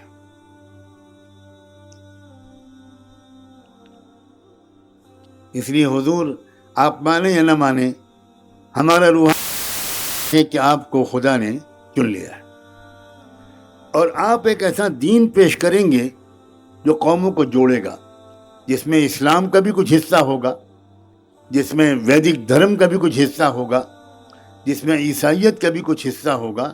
یہ سب ملا کر آپ پیش کریں گے، تب دیکھیے گا یہ دیش آپ کا، یہ ملک وشو گرو بنے گا. اور آپ ہی ہیں. اب علماء خوب جانتے ہیں، علماء سے زیادہ شاید ہی کوئی جانتا ہو کہ جب صبح شام آپ کے ہاتھ چومے جائیں گے، آپ کی خوب تعریف کی جائے گی، تو ہمارا آپ کا دماغ خراب ہو ہی جائے گا، سوائے اس کے کہ ہمارے اندر تقوی اور اخلاص اندر اتر گیا ہو، اللہ کا خوف اتر گیا ہو، ہم اپنی اوقات پہچاننے لگے ہوں. من عرف قد عرف ربہ، جس نے اپنی ذات کو پہچان لیا اسی کو رب کی معرفت حاصل ہو. اب ہمارے آپ کی تعریفیں کرتے ہیں لوگ اور ہمارا غبارہ پھولنے لگتا ہے. اور ماشاءاللہ ہماری قوم میں ہر جمعرات کو خواب دیکھنے والوں کی بڑی تعداد ہے، چونکہ اکثر لوگوں کا پیٹ خراب رہتا ہے اور اطباء اب چلے گئے دنیا سے. جب پیٹ خراب ہوگا تو خواب ہی تو دکھائی پڑیں گے، اور کیا دکھائی پڑے. اب کوئی آ کر ہم سے کہتا ہے کہ حضرت ہم نے آپ کو سید ہمیں شہید کے ساتھ دیکھا، تو ہم اس سے کہتے ہیں دیکھو کسی کو بتانا مت، یہ باتیں بتانے کی نہیں ہوتی. اب وہ معتقد ہوتا ہے کہ حضرت واقعی اخلاص کے تو امام ہیں. اب تو میں بتا کے رہوں گا، کم سے کم لاتور میں تو گلی گلی اعلان کروں گا. اب وہ ہر ایک سے کہتا ہے کہ دیکھو میں نے یہ خواب دیکھا تھا، حضرت کو سید احمد شہید کے ساتھ بیٹھا ہوا، مگر حضرت نے منع تو کیا تھا، مگر بھائی تم میرے بچپن کے دوست ہو، کسی اور کو نہ بتانا. اب وہ جا کر اپنی بیوی سے کہتا ہے، بیوی بہت دن سے کہتی تھی کسی اللہ والے سے مجھے مرید کرا دو. ان کا بھائی آ رہے ہیں لاتو، بڑے بڑی آ رہے ہیں، راستے بھر میں ٹریفک میں ہنگامہ ہوگا، شور ہوگا، سارے راستہ چلنے والوں کو تکلیف ہوگی، دھکیلا جائے گا، موٹر سائیکل پر ایسی غنڈہ گردی ہوگی کہ لا حول ولا قوت الا باللہ. آ رہے ہیں حضرت، آ رہے ہیں سید احمد شہید کے ساتھ بیٹھے ہوئے آ رہے ہیں. اب بیوی سے کہنے کا مطلب BBC لندن پر نشر کرنا.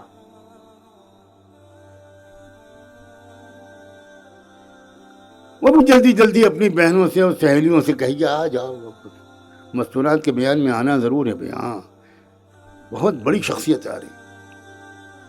کیا بکواس، یہ ہے اسلام. علماء خدا کے بندوں، مجھے معاف کرو یا نہ کرو، یہ کیا ہم نے تماشا بنایا ہے اسلام. ہماری جو منہ پر تعریف کرے، ہمیں حکم دیا گیا اٹھاؤ مٹی پھینک دو اس کے منہ پر، اور ہمیں سب سے زیادہ تعریف سے خوشی ہوتی ہے. یہ ہماری مکاری اور ریاکاری کی دلیل ہے. اور ریا معمولی گناہ نہیں ہے، ریاکاری الشرک الاصغر، چھوٹا شرک ہے، شرک. کیونکہ کسی اور اگر ہم سے کوئی خوش ہو رہا ہے اور ہم خوش ہو رہے ہیں تو اس کا مطلب یہ ہو کہ ہم صرف اللہ کو خوش نہیں کرنا چاہتے، ہم غیر اللہ کو بھی خوش کرنا چاہتے ہیں، اور اسی کا نام شرک ہے.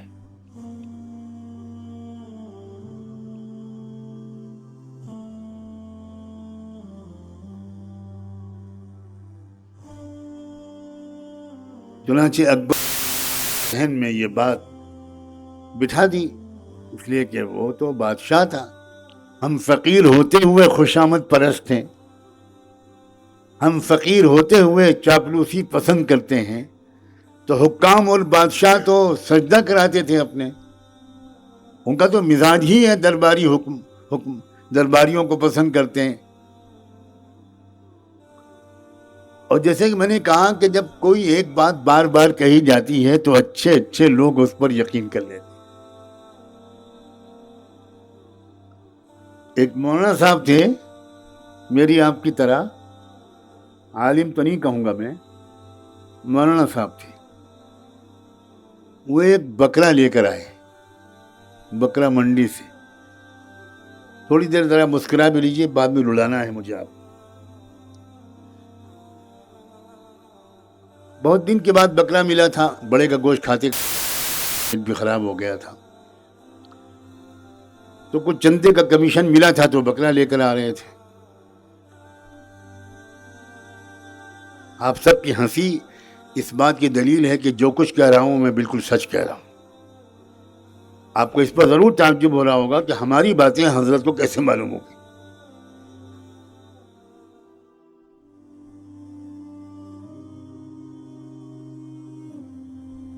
ان کے کچھ شاگرد تھے بڑے سمجھدار ذہین، ان کو بھی بہت دن سے خواہش تھی کہ بریانی ملے، کباب ملے، تو انہوں نے اپنے استاد کو بکرا لے جاتے ہوئے دیکھا تو انہوں نے کہا آج لاٹری نکل آئی۔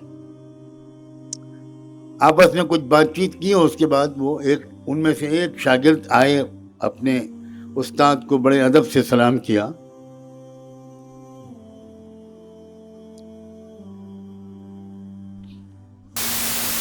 سلام کر کے کہا اپنے استاد سے کہ حضرت آپ یہ کتا لے جا رہے ہیں؟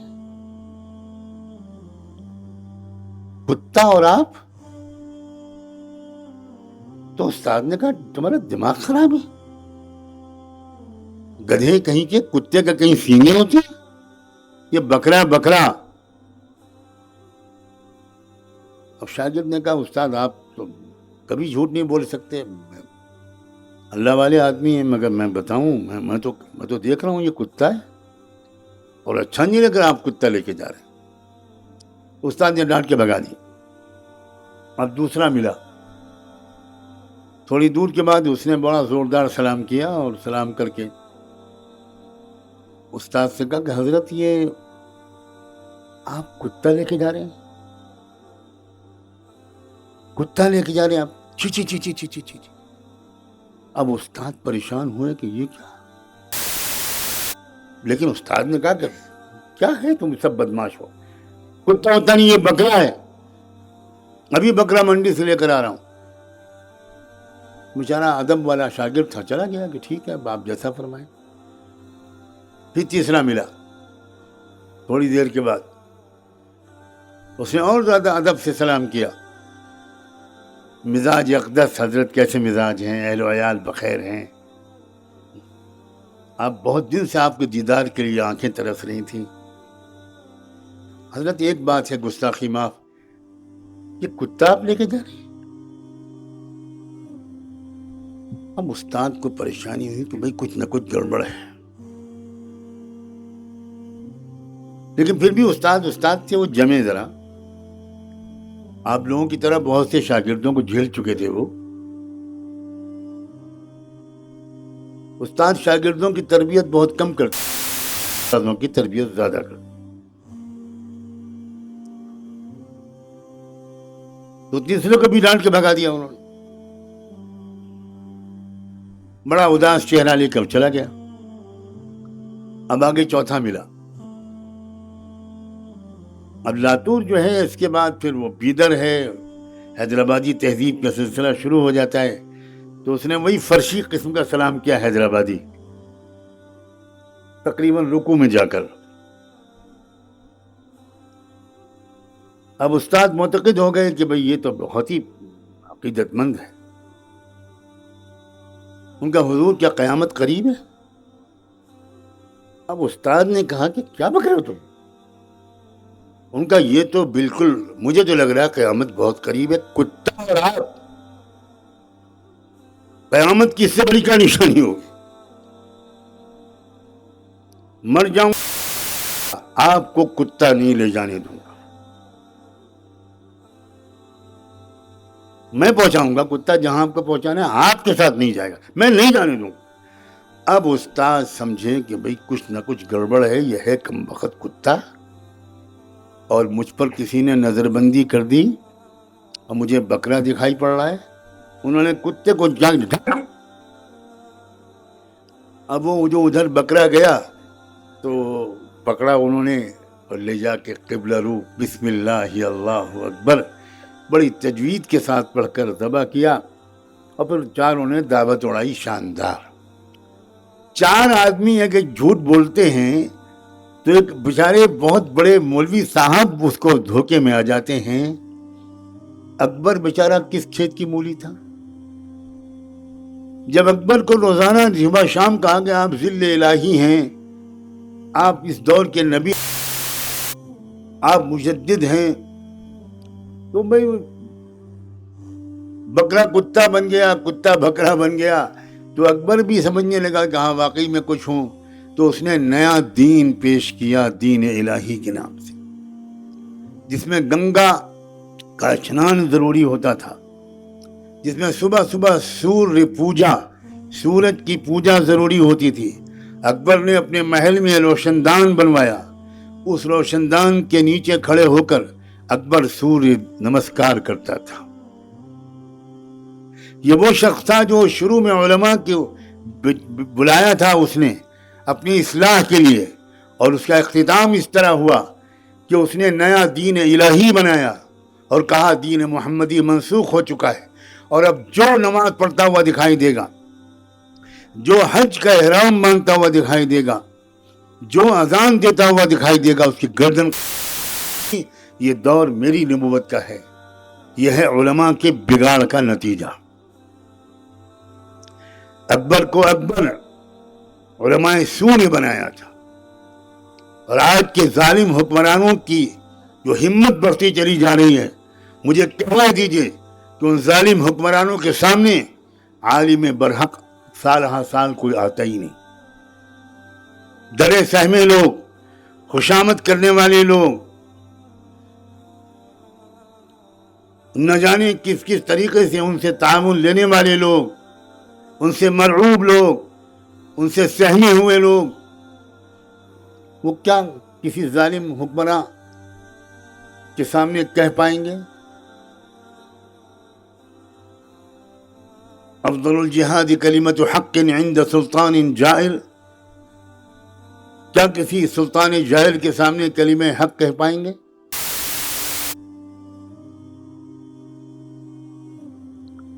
اور علماء جب اپنے مقام سے گرتے ہیں تو وہ آپس میں نہایت واہیات مسائل پر لڑتے رہتے ہیں، نہایت غیر اہم مسائل پر بحث کرتے رہتے ہیں۔ ان کی گفتگو کا موضوع، ان کے بحث و مباحثے کا موضوع، ان کی فکر اور سوچ کا عنوان اور محور بہت حقیر چیزیں ہوتی ہیں، بہت معمولی چیزیں ہوتی ہیں۔ جس زمانے میں کوئی ملک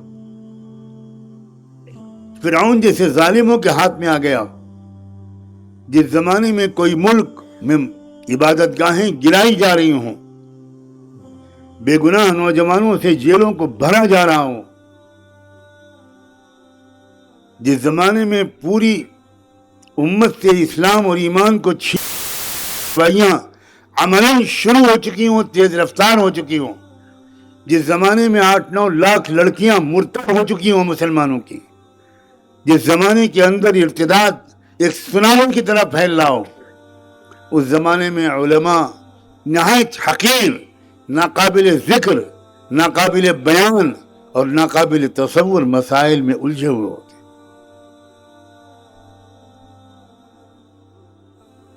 اور انہیں علماء سو کو دیکھ کر لوگ بزدل ہوتے۔ پھر علماء اور نوجوانوں کے درمیان اتنی بڑی خلیج حائل ہوتی ہے، پوری طاقتیں دنیا بھر کی ہماری عزیز نوجوانوں کو علماء سے بدزن کرنا چاہ رہی ہیں، نظام تعلیم کے ذریعے، فلموں کے ذریعے، نکڑ ناٹک کے ذریعے، ڈراموں کے ذریعے، شاعری کے ذریعے۔ اور جب ہمارے نوجوان دیکھتے ہیں کہ دینی مدارس کے طلبہ کسی مشاعرے میں بیٹھے ہیں اور ایک نہایت واہیات، گندی اور فحش شاعری کرنے والی شاعرہ وہ فحش شاعری کے غزل یا اشعار سنا رہی ہے اور مدرسے کے طلبہ اچھل اچھل کر داد دے رہے ہیں، تو نوجوانوں کو حق ہے کہ ایسے مولویوں کی داڑھی نوچیں، ان کو مسجدوں سے نکال باہر کریں۔ یہ علماء ہیں، یہ مدارس کے طلبہ ہیں جو ایک بیہودہ اور بے شرم بے حیا، بے پردہ، گمراہ اور حواس باختہ اور بد کردار عورت یہ لڑکی کی شاعری پر جھوم جھوم کے داد دے رہے ہیں، اور یہ 8 گھنٹے میں جا کر پڑھیں گے قال قال رسول اللہ، اور یہی کل کو آ کر ممبر پر بیان کریں گے. ان کے بیان کا کوئی اثر علماء پر، عوام پر ہوگا؟ عوام متنفر ہوتے جا رہے ہیں. میں آگاہ کر رہا ہوں علماء، آپ کو کچھ خبر نہیں ہے. خوش قسمتی ہو یا بد قسمتی، میرا تعلق مدارس سے بھی ہے، علماء سے بھی ہے، خانقاہوں سے بھی ہے، علماء اور مشائخ سے بھی ہے، اور ان میں کے مخلص و متقی میرے سروں کے تاج ہیں. اور میرا تعلق یونیورسٹیوں اور کالجوں کے پروفیسرز اور طلباء اور طالبات سے بھی ہے.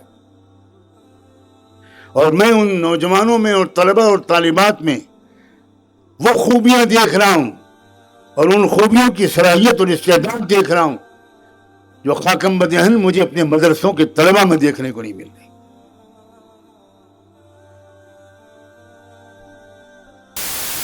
ہمارے مدرسوں کے طلباء احساس کمتری کا شکار ہے.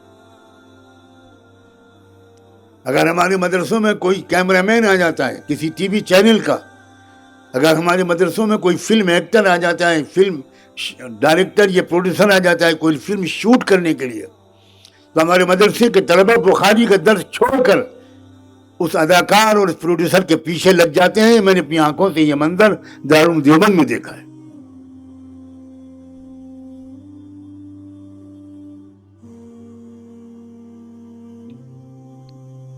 کاش کہ آپ مطالعہ کرتے، آپ فضول مجلسیں نہ گماتے، آپ بہت کم بولتے، آپ روزانہ مفید کتابوں کا مطالعہ ضرور کرتے، تو آپ کو وہ ہزاروں باتیں معلوم ہو چکی ہوتی.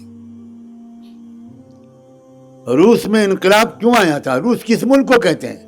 آپ کو تو یہ بھی خبر نہیں. یونین اس ملک کو کہتے تھے جہاں امام بخاری پیدا ہوئے، جہاں امام ترمذی پیدا ہوئے، جہاں امام ابو داؤد پیدا ہوئے، جہاں صاحب ہدایہ فرغینانی پیدا ہوئے. سمرقند، بخارا اور تاشقند کو سوویت یونین کہتے ہیں. عزیزو، آپ کو تو یہ بھی خبر نہیں. ان ملکوں کے اندر یہ کمیونزم کیسے آیا؟ ان ملکوں کے اندر دہریت اور الحاد کیسے آیا؟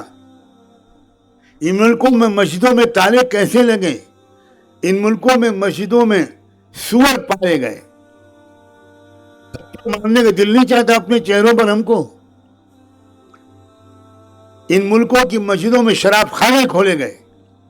ان ملکوں کی مسجدوں میں کلب کھولے گئے، زنا کے اڈے کھولے گئے. کس کی وجہ سے؟ آپ الماس کو خوب سلواتیں سنائیے اور گالیاں دیجیے اسٹالن کو، کمیونزم کے لیڈروں کو اور بانیوں کو، لیکن آپ کو پس منظر کچھ نہیں معلوم.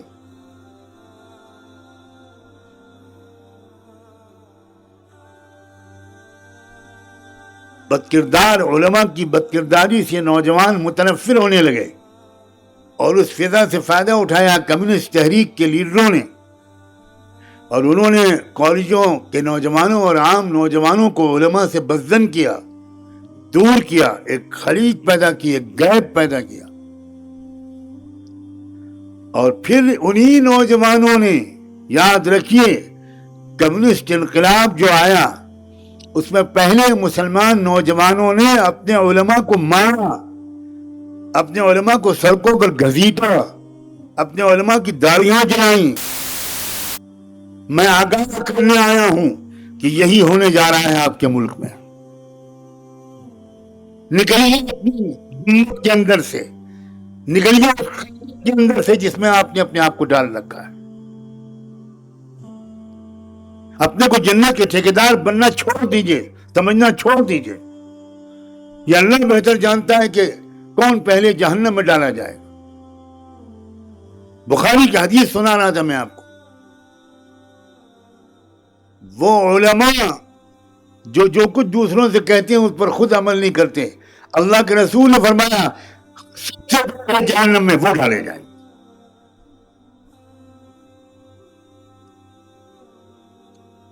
انا للہ و انا الیہ راجعون۔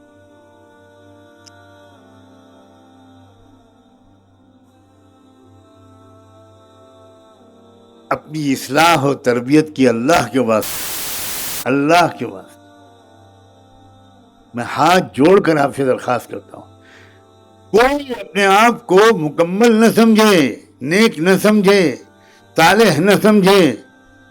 صدیق اکبر اپنے کو منافق سمجھ رہے ہیں اور ہم اپنے کو مومن کامل سمجھ رہے ہیں۔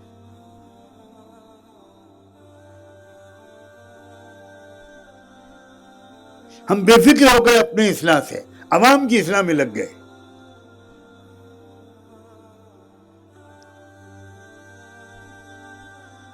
اپنی اصلاح کے لیے مدتوں کسی مرد کامل، کسی مرد مومن، کسی واقعی مرد صالح، کسی خضر صفت بزرگ کی خدمت میں اس طرح اپنے کو مٹانا پڑتا ہے جس طرح حضرت موسیٰ علیہ السلام نے مٹایا تھا۔ موسیٰ علیہ السلام وقت کے اولو العزم پیغمبر تھے، لیکن ایک شخص کو خصوصی علم ملا ہوا تھا، اور موسیٰ علیہ السلام وہ سن کر بے چین ہو گئے اور بہت لمبا سفر کر کے وہ علم حاصل کرنے کے لیے اس مربی اور مرشد کے پاس گئے، نبی اور رسول ہونے کے باوجود، اور کس انداز سے ان سے درخواست کی، هل اتبعك على ان تعلمني مما علمت رشدا۔ پھر یہاں پر رشدا، میں کیا کروں؟ آپ سب نے یہ طے کر رکھا ہے کہ قرآن کی زیادہ سے زیادہ تلاوت کر کے آپ قرآن پر احسان کریں گے، آپ قرآن پر غور نہیں کریں گے۔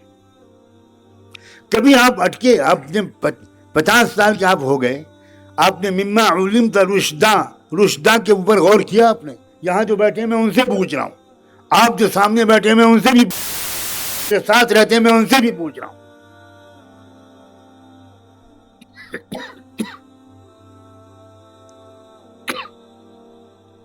کبھی رشدہ پر غور کیا کہ رشدہ کیا ہے؟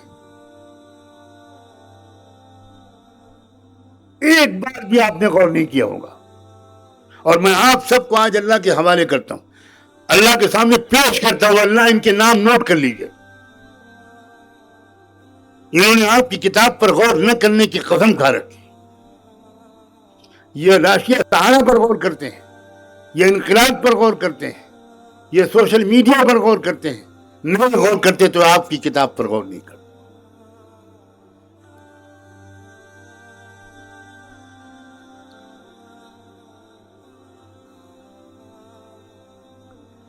ان قوم اتخذوا هذا القرآن مہجورا، رسول اللہ شکایت کریں گے اپنی امت کی کہ ان لوگوں نے میرے قرآن کو، اس قرآن کو چھوڑا۔ علماء غور نہیں کریں گے تو ہم انجینئروں سے کہیں کہ تم غور کرو۔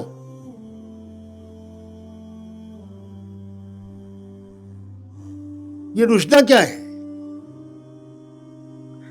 سینکڑوں کتابیں پڑھ لیجئے، ضروری نہیں ہے کہ آپ کو رشد کا علم آ جائے۔ رشد قلبی نور کو کہتے ہیں، ایک قلبی روحانی بصیرت کو کہتے ہیں۔ ربنا هب لنا من لدنك رحمة وهيئ لنا من أمرنا رشدا إن يروا سبيل الرشد لا يتخذوه سبيلا وإن يروا سبيل الغي يتخذوه سبيلا۔ رشد غی کے مقابلے میں ہے، بضدها تتمیز الاشیاء۔ عربی زبان کا قاعدہ ہے کہ کسی لفظ کے معنی آپ کو جاننے ہو تو اس کے اپوزٹ جو لفظ ہے اس کے معنی جان جائیے۔ رشد کے مقابلے میں غی ہے، اور غی کتابی جہالت کو نہیں کہتے، غی قلب کے اندھے پن کو کہتے ہیں۔ اسی لیے رشد کو کہیں گے قلب کا نور، روحانی علم و بصیرت۔ کسی کو فکر نہیں دوست، ہمارے مدارس کے نصاب میں بھی، اس کو ادھر گھماؤ، ہمارے مدارس کے نصاب میں بھی آپ کیا پڑھاتے رہتے ہیں سال بھر؟ نور الایضاح سے لے کر سیاہ ستہ تک قرأت فاتحہ خلف الامام، رفع یدین، آمین بالجہر، قلتین، اور قلتین سے نکلتے ہیں تو بیر بضاع میں ڈوب جاتے ہیں۔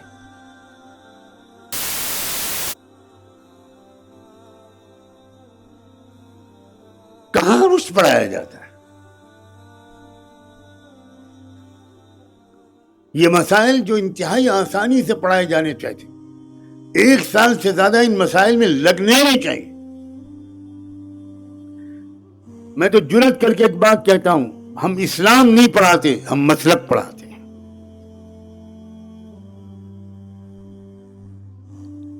آج کے زمانے میں کتاب الطہارہ کو جب پڑھانا چاہیے تو آپ کتاب الطہارہ کو پڑھاتے وقت آپ کا یہ فرض ہے کہ آپ اپنے عزیز طلبہ کو بتائیں کہ دنیا کی کسی قوم کے پاس طہارت کا تصور نہیں ہے۔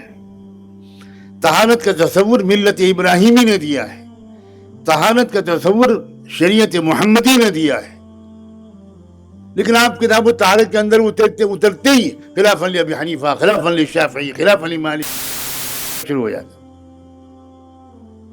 یہ کیا طرز تدریس ہے بھائی؟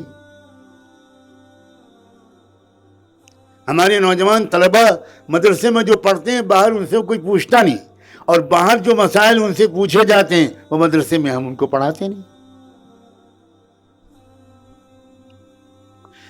طلبہ پوچھتے ہیں سیونگ اکاؤنٹ اور کرنٹ اکاؤنٹ میں کیا فرق ہے، ہمیں نہیں معلوم۔ طلبہ پوچھتے ہیں اسٹاک مارکیٹ کا کیا حکم ہے، ہمیں نہیں معلوم۔ طلبہ پوچھتے ہیں انشورنس کا کیا حکم ہے، ہمیں نہیں معلوم۔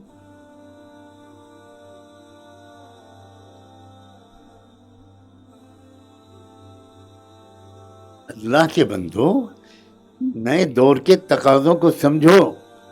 اسلاف کی علم اور عمل اور تقوی کا پورا اتباع کرتے ہوئے، اسلاف سے پوری طرح جڑے رہتے ہوئے ہمیں تقاضوں کو مخاطب کرنا پڑے گا، ورنہ ہمارے درمیان ایسے لوگ ہزاروں کی تعداد میں نکلنے شروع ہو گئے جو تنگ آ کر اسلاف کا دامن چھوڑ کر انہوں نے خود نیا اجتہاد شروع کر دیا۔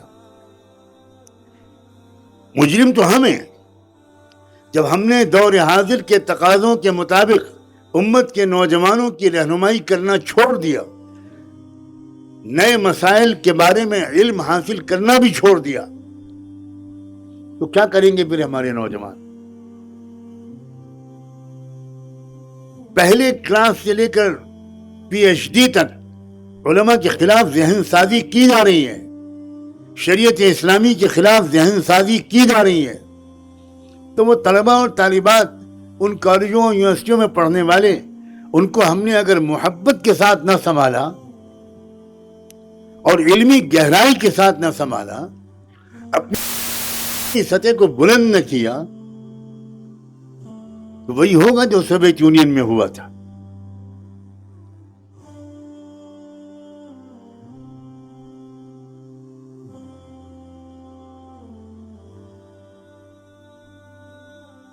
ہمارے ملک میں جہاں سے بہت بڑا روحانی فیض پھیلا، سینکڑوں اور ہزاروں اللہ والے وہاں تیار، بہترین انسان ان بے شمار جگہوں میں سے ایک جگہ خانقاہ رائے پور تھی۔ رائے پور میں خانقاہ بسائی تھی حضرت شاہ عبد الرحیم رائے پوری رحمۃ اللہ علیہ۔ حضرت شاہ عبد الرحیم رائے پوری خلیفہ تھے حضرت گنگوہی رحمۃ اللہ علیہ۔ حضرت شاہ عبد الرحیم رائے پوری کی جب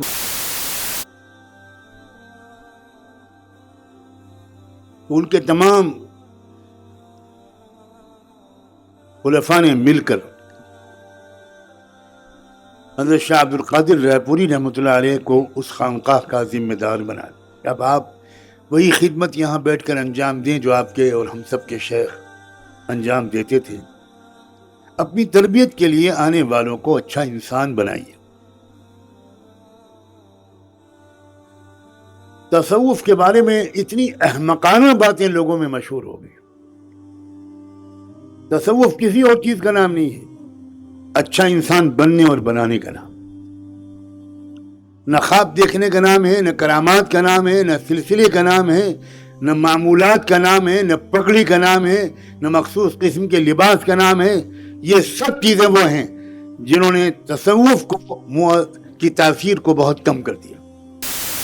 ہم ظاہر پرست لوگ ہیں تو ہمیں ظاہری چیزوں کو اپنا لیتے ہیں اور شیخ کامل بن جاتے ہیں۔ نہ ہم اپنی بیوی کے لیے اچھے شوہر بن پائے، نہ ہم اپنے بچوں کے لیے اچھے باپ بن پائے، نہ ہم اپنے پڑوسیوں کے لیے اچھے پڑوسی بن پائے، نہ ہم اپنی دکان پر آنے والے گاہکوں کے لیے اچھے تاجر اور دکاندار بن پائے، نہ سڑک پر چلنے والے لوگوں کے لیے اچھے راہگیر بن پائے۔ شیخ بن گئے۔ یہ تو مذاق ہے، مذاق اور تماشا ہے۔ اسی وجہ سے ذہین اور حساس لوگوں کو تصوف سے بہت دوری ہوتی جا رہی ہے۔ یہ ہماری حرکتیں ہیں۔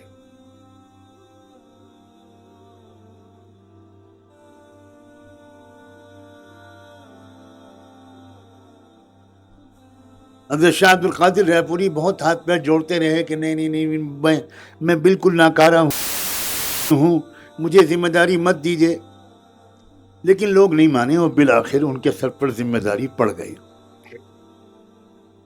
تو پہلا کام انہوں نے یہ کیا کہ اس وقت جتنے اکابر حیات تھے سب کے پاس فردن فردن حاضر ہوئے اور سب سے دعاؤں کی، رہنمائی کی، توجہات کی درخواست کی۔ اسی سلسلے میں وہ حضرت اقدس حکیم الامت حضرت مولانا اشرف علی تھانوی رحمۃ اللہ علیہ کی خدمت میں حاضر ہو۔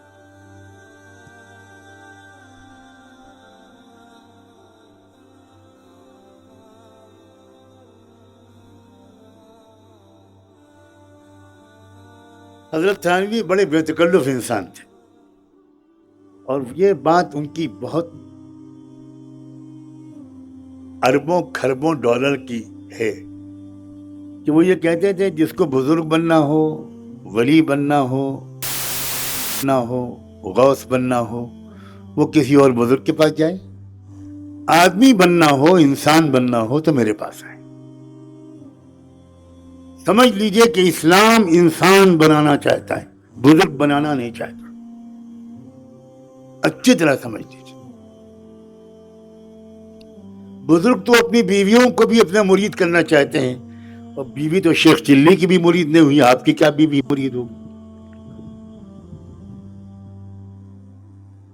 شیخ چلی کو اس بات کا بڑا غم رہتا تھا کہ باہر تو بہت بڑی تعداد میں میرے عقیدت مند ہیں، یہ کمبخت منع کی اماں یہ میری عقیدت مند ہوتی ہی نہیں۔ ایک دن شیخ چلی کی بیوی نے جب شیخ چلی گھر میں آئے تو شیخ چلی سے کہا کہ کیا بزرگ بنے پھرتے ہو؟ آج میں نے دیکھا ہے بزرگ۔ کہاں دیکھا؟ جلدی بتاؤ کہاں دیکھا؟ ارے ایک بزرگ اڑ رہے تھے، ہمارے گھر کے اوپر سے اڑتے ہوئے گئے، میں بہت دیر تک دیکھتی رہی۔ تو شیخ چلی بولے ارے اللہ کی بندی میں ہی تو تھا۔ تو وہ بولی تبھی ٹیڑے ٹیڑے اڑ رہے تھے۔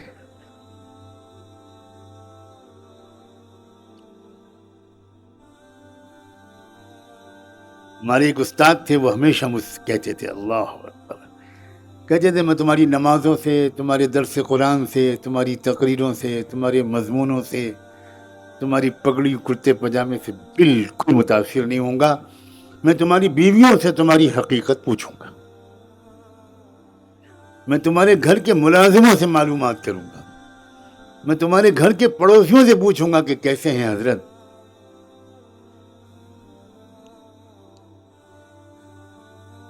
حضرت تھانوی بڑے بے تکلف انسان تھے۔ حضرت تھانوی نے کہا کہ حضرت صاحب میں تو آپ کے شیخ حضرت شاہ عبد الرحیم رائے پوری کی خدمت میں 20 بار حاضر ہوا، آپ تو مجھے وہاں کبھی نظر نہیں آئے۔ تو حضرت تھانوی کے سوال کے پیچھے یہ حیرت تھی کہ ان کو جانشین بنا دیا گیا، یہ تو مجھے کبھی وہاں دکھائی نہیں پڑے۔ تو حضرت شاہ عبد القادر نے فرمایا حضرت ایک لنگی بنیان پہنے ایک گمار سا خادم نظر آتا تھا آپ کو، ایک دیہاتی، ہاں وہ تو ہمیشہ نظر آتا تھا، دسوں سال سے میں اس کو دیکھتا تھا، وہی جھاڑو دیتا تھا، وہی گلدان صاف کرتا تھا، وہی دسترخوان بچھاتا تھا، وہی تہجد میں حضرت کو چائے پلاتا تھا، سب کچھ سب وہ تو میں بہت دفعہ دیکھا، آپ نظر نہیں آئے کبھی۔ اب فرمایا حضرت شاہ عبد القادر رائے پوری نے، حضرت وہ دیہاتی گنوار خادم یہی تو تھا، یہ ہے تصوف۔ آج ہم میں سے کوئی اپنے کو مٹانے کے لیے بالکل تیار نہیں۔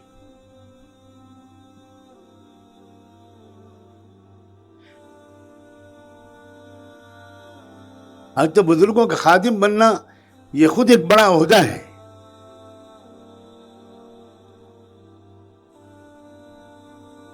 وَمَا نَعْبُدُهُمْ إِلَّا لِيُقَرِّبُونَا إِلَى اللَّهِ زُلْفَى، میں تشریح نہیں کروں گا اور خوش ہوں گا اگر آپ میں سے کوئی نہ سمجھے تو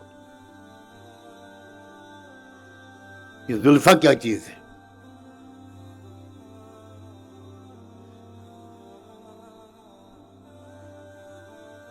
اللہ کے بندو، میں آپ سے یہ کہنے کے لیے حاضر ہوا ہوں کہ بھائی ادھورے پن سے اور منافقت سے ہم اور آپ سب نکلیں اور اپنے کو ایک انتہائی عام گناہ بدتر سمجھیں۔ وہ عام انسان بیچارہ وہ تو اپنے کو مانتا ہے گناہ گار، وہ کہاں کہتا ہے کہ میں مفتی ہوں اور میں عالم ہوں، میں مولوی ہوں، وہ تو بیچارہ اپنے گناہوں کے احساس میں شرمندہ رہتا ہی ہے۔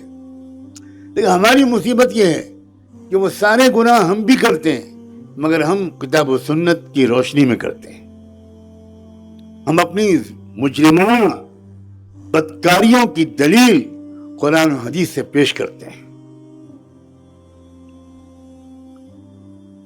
اس لیے ہمیں اپنی اصلاح و تربیت کی سچی فکر ضروری ہے۔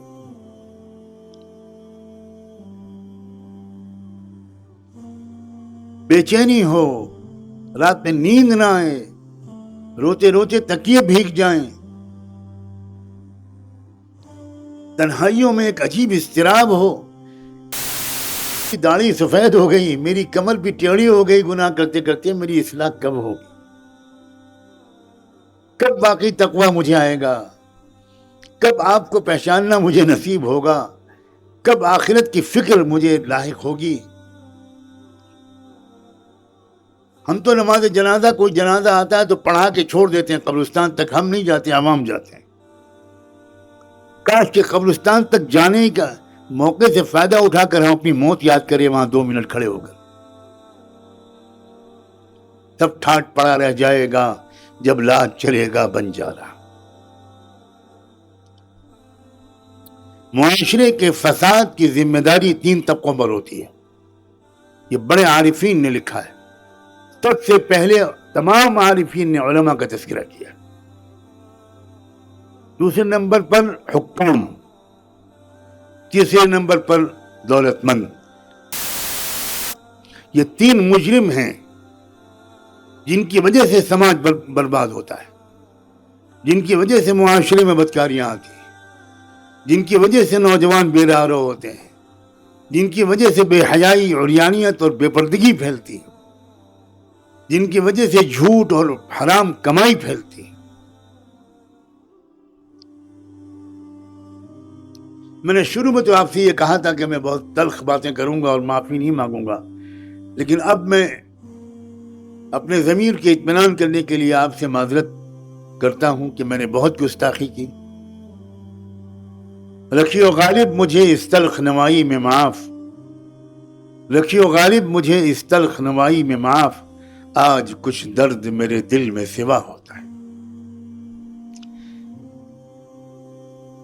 اللہ تعالی ہمیں سچے دل سے کو مجرم تسلیم کرنے کی توفیق دے۔ دید قصور، اعتراف گناہ، یہ سب سے بڑا مقام ہے عبدیت کا، اور یہیں سے اصلاح شروع ہوتی ہے۔ یہ ہمارے اندر پیدا ہو اور ہم بے چین ہو جائیں، بے قرار ہو جائیں، دیوانہ وار تلاش کریں دیوانوار تلاش کریں کہ ہم کہاں جائیں کہ واقعی ہمارے دل کے اندر نمایاں تبدیلی ہو جائے، ہمارا کردار، ہمارے جذبات، ہمارے خیالات، ہماری تمنائیں سب بدل جائیں۔ وما ذلك على الله بعزيز ان اللہ لا يغير ما بقوم حتى يغيروا ما بانفسهم۔ اللہ تعالیٰ آپ سب کو جزائے خیر دے۔ سکون کے ساتھ آپ نے اس حدیث کی بات کو سنا، اور اس سے پہلے کہ کوئی اور اعلانات ہوں، میں یہ گزارش ضرور کروں گا کہ سکون اور وقار طریقہ یہ اسلام کی ریڑھ کی ہڈی ہے۔ وعباد الرحمن الذین یمشون علی الارض ہونا۔ محبت بہت قیمتی شے ہے، اور میں جانتا ہوں کہ آپ کا یہ شہر، آپ کا یہ ضلع، یہ اطراف، اس کی مٹی میں محبت ہے، لیکن محبت کے اظہار کو سلیقہ چاہیے۔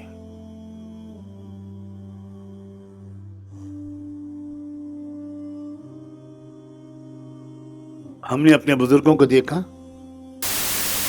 کہ وہ کہیں بھی جاتے تھے، کسی کو خبر بھی نہیں ہوتی تھی، چپ چاپ عام آدمی کی طرح وہ سفر کرتے تھے، کسی جلسے میں جائیں یا کسی موقع پر جائیں، کوئی ہٹو بچو نہیں ہوتا،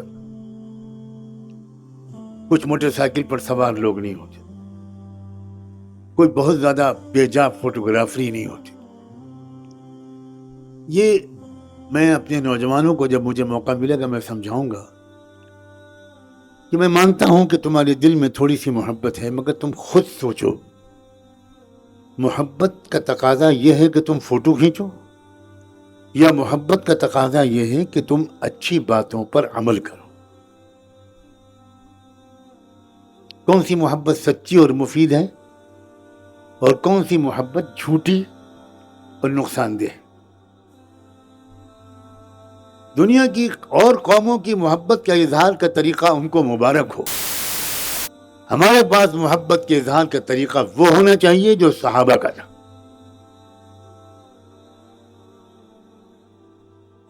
اگر ہمارے راستے میں چلنے سے دوسروں کو تکلیف ہوتی ہے تو یہ تو اللہ کو ناراض کرنے والی چیز۔ ہو سکتا ہے جس کو آپ روک رہے ہوں وہ اسپتال جا رہا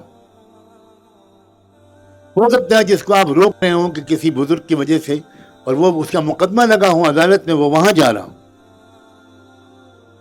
یہ چیزیں اس بات کی دلیل ہیں کہ اس علاقے کے علماء کا رابطہ اپنے نوجوانوں سے کم تو ہوتا جا رہا ہے۔ دوسری اس بات کی دلیل ہے کہ علماء پورے اسلام کو سمجھے ہوئے نہیں، ان کی تقریروں اور بیانات میں یا زمین سے نیچے کا تذکرہ ہوتا ہے یا آسمان سے اوپر کا، حالانکہ پورے اسلام پر عمل ہوتا ہے زمین کے اوپر۔ سڑک پر چل علماء کو سکھانا چاہیے، اور قرآن مجید نے نیک بندوں کے اوصاف بہت سے بیان کیے، نماز، زکوٰۃ سب بیان کی، لیکن سب سے پہلے وعباد الرحمن الذین یمشون علی الارض ہونا، رحمان کے پسندیدہ بندے تو وہ ہیں جو زمین پر نرمی کے ساتھ چلتے ہیں۔ مجھے بڑی کوفت ہوتی، عجیب بات ہے، لوگ میری عزت کے لیے کرتے ہیں، مجھے سخت تکلیف ہوتی، اور مجھے اپنے رفقائے کار سے سخت شکایتیں ہیں، یہ 10 سال سے میرے ساتھ ہیں، لیکن کبھی ان کو توفیق نہیں ہوتی کہ یہ میزبانوں کو سمجھائیں کہ دیکھو بھی حضرت کا مزاج بالکل دوسرا ہے، چپ چاپ لے جاؤ، کسی کو پتہ ہی نہ ہو۔ یہ جتنے سڑک پر چلنے والے لوگ ہیں یہ میرے بھائی ہیں، میری بہنیں ہیں، میرے بیٹے ہیں، میری بیٹیاں ہیں، میرے بزرگ ہیں، ان کا اتنا ہی حق ہے سڑک پر چلنے کا جتنا مجھے ہے، اور اگر انہیں کوئی ہنگامی ضرورت ہے تو ان کو، لیکن یہ کیا طریقہ ہے بھائی؟ یہ نیتاؤں کا طریقہ اختیار کر لیا گیا۔ کیا ہو گیا ہمارے علماء کو؟ کیا نوجوانوں کو یہ چیزیں سکھاتے نہیں؟ آپ اسلام کو سمجھا نہیں ہیں، آپ نے کرتے پاجامے ٹوپی اور دھوتی کو اسلام سمجھا ہے۔ اسلام زندگی کا سلیقے کا نام ہے۔ جھوٹ کہتا ہوں. حضرت تھانوی کہا کرتے تھے جس کو قطب بننا ہو, ولی بننا ہو, بزرگ بننا ہو, وہ کہیں اور جائے, جس کو انسان بننا ہو میرے پاس آئے. اسلام کا مقصد اچھا انسان بنانا ہے, بزرگ بنانا نہیں ہے. اچھا شوہر, اچھا بھائی, اچھی بہن, اچھی ماں, اچھی بیوی, اچھا باپ, اچھا پڑوسی, اچھا تاجر, اچھا کسان, اچھا مزدور, اچھا ٹیچر, اچھا اسٹوڈنٹ, اچھا کھلاڑی, یہ بنانا ہے اسلام. لیکن ہمارا قصور ہے کہ میں جب یہ باتیں کہتا ہوں تو نوجوان حیرت سے کہتے ہیں کہ یہ تو ہم پہلی بار سن رہے ہیں, ہم نے تو کبھی یہ سنا ہی نہیں کہ اسلام یہ ہے. ہم نے تو ہمیشہ داڑھی کے سائز کو اسلام سمجھا, ہم نے لمبے کرتے کو اسلام سمجھا, ہم نے گول ٹوپی کو اسلام سمجھا. بھائی ایک ہے اسلام کا ظاہری وضاحت, اس میں سے 1 نمبر کی, 2 نمبر کی, 3 نمبر کی شکلیں بالکل نکل سکتی ہیں قانون اسلامی کے مطابق. لیکن ایک ہے اصل اسلام جو اندر ہوتا ہے. اصل اسلام وہ ہے ایک ایسا شخص سیدھے جنت میں گیا اللہ کے رسول کے اعلان کے مطابق جس نے 1 نماز بھی نہیں پڑھی تھی. کیوں یہ باتیں بیان کرتی؟ اسلام لایا, ایک اسلام لاتے ہی جہاد میں نکلا اور فوراً اسی جہاد میں شہید ہو گیا. اسے نماز پڑھنے کا موقع ہی نہیں ملا. حضور اس کے جنازے کے سامنے کھڑے ہو کر مسکرا رہے تھے, فرما رہے تھے دیکھو اس جنتی کو جس نے 1 سجدہ بھی نہیں کیا. یہ ہے اسلام. علماء اللہ کے واسطے آپ سے یہ کہنے کی جسارت کرتا ہوں کہ پہلے آپ پھر سے اسلام کو سمجھیے. مانیں کہ آپ حنفی مسلک کو سمجھے ہوئے ہوں گے, لیکن مجھے کہنے دیجئے اور ناراض مت ہوئیے کہ اسلام کو ہم سمجھے ہوئے نہیں ہیں. اور جب ہم خود اسلام کو سمجھے ہوئے نہیں ہیں تو اپنے شاگردوں کو کیا اسلام سمجھائیں گے؟ وآخر دعوانا ان الحمدللہ رب العالمین. G S herbal wholesale Ayurvedic ادویات کا قابل اعتماد مرکز. تجارت کے خواہش مند حضرات کو ہم مکمل ٹریننگ دیتے ہیں. ہمارے ساتھ تجارت کر کے بھرپور پیسہ کمائیں. علماء کرام, حفاظ, ڈاکٹرز اور میڈیکل والوں کے لیے خصوصی رعایت. تفصیلات کے لیے ابھی رابطہ کریں. قاسمی حج عمرہ ٹورز اینڈ ٹریولز حج عمرہ اور دیگر مقدس مقامات کی زیارت کا بھروسے مند مرکز. حج عمرہ جانے کے خواہش مند حضرات اسکرین پر دیے گئے نمبرات پر کال کریں.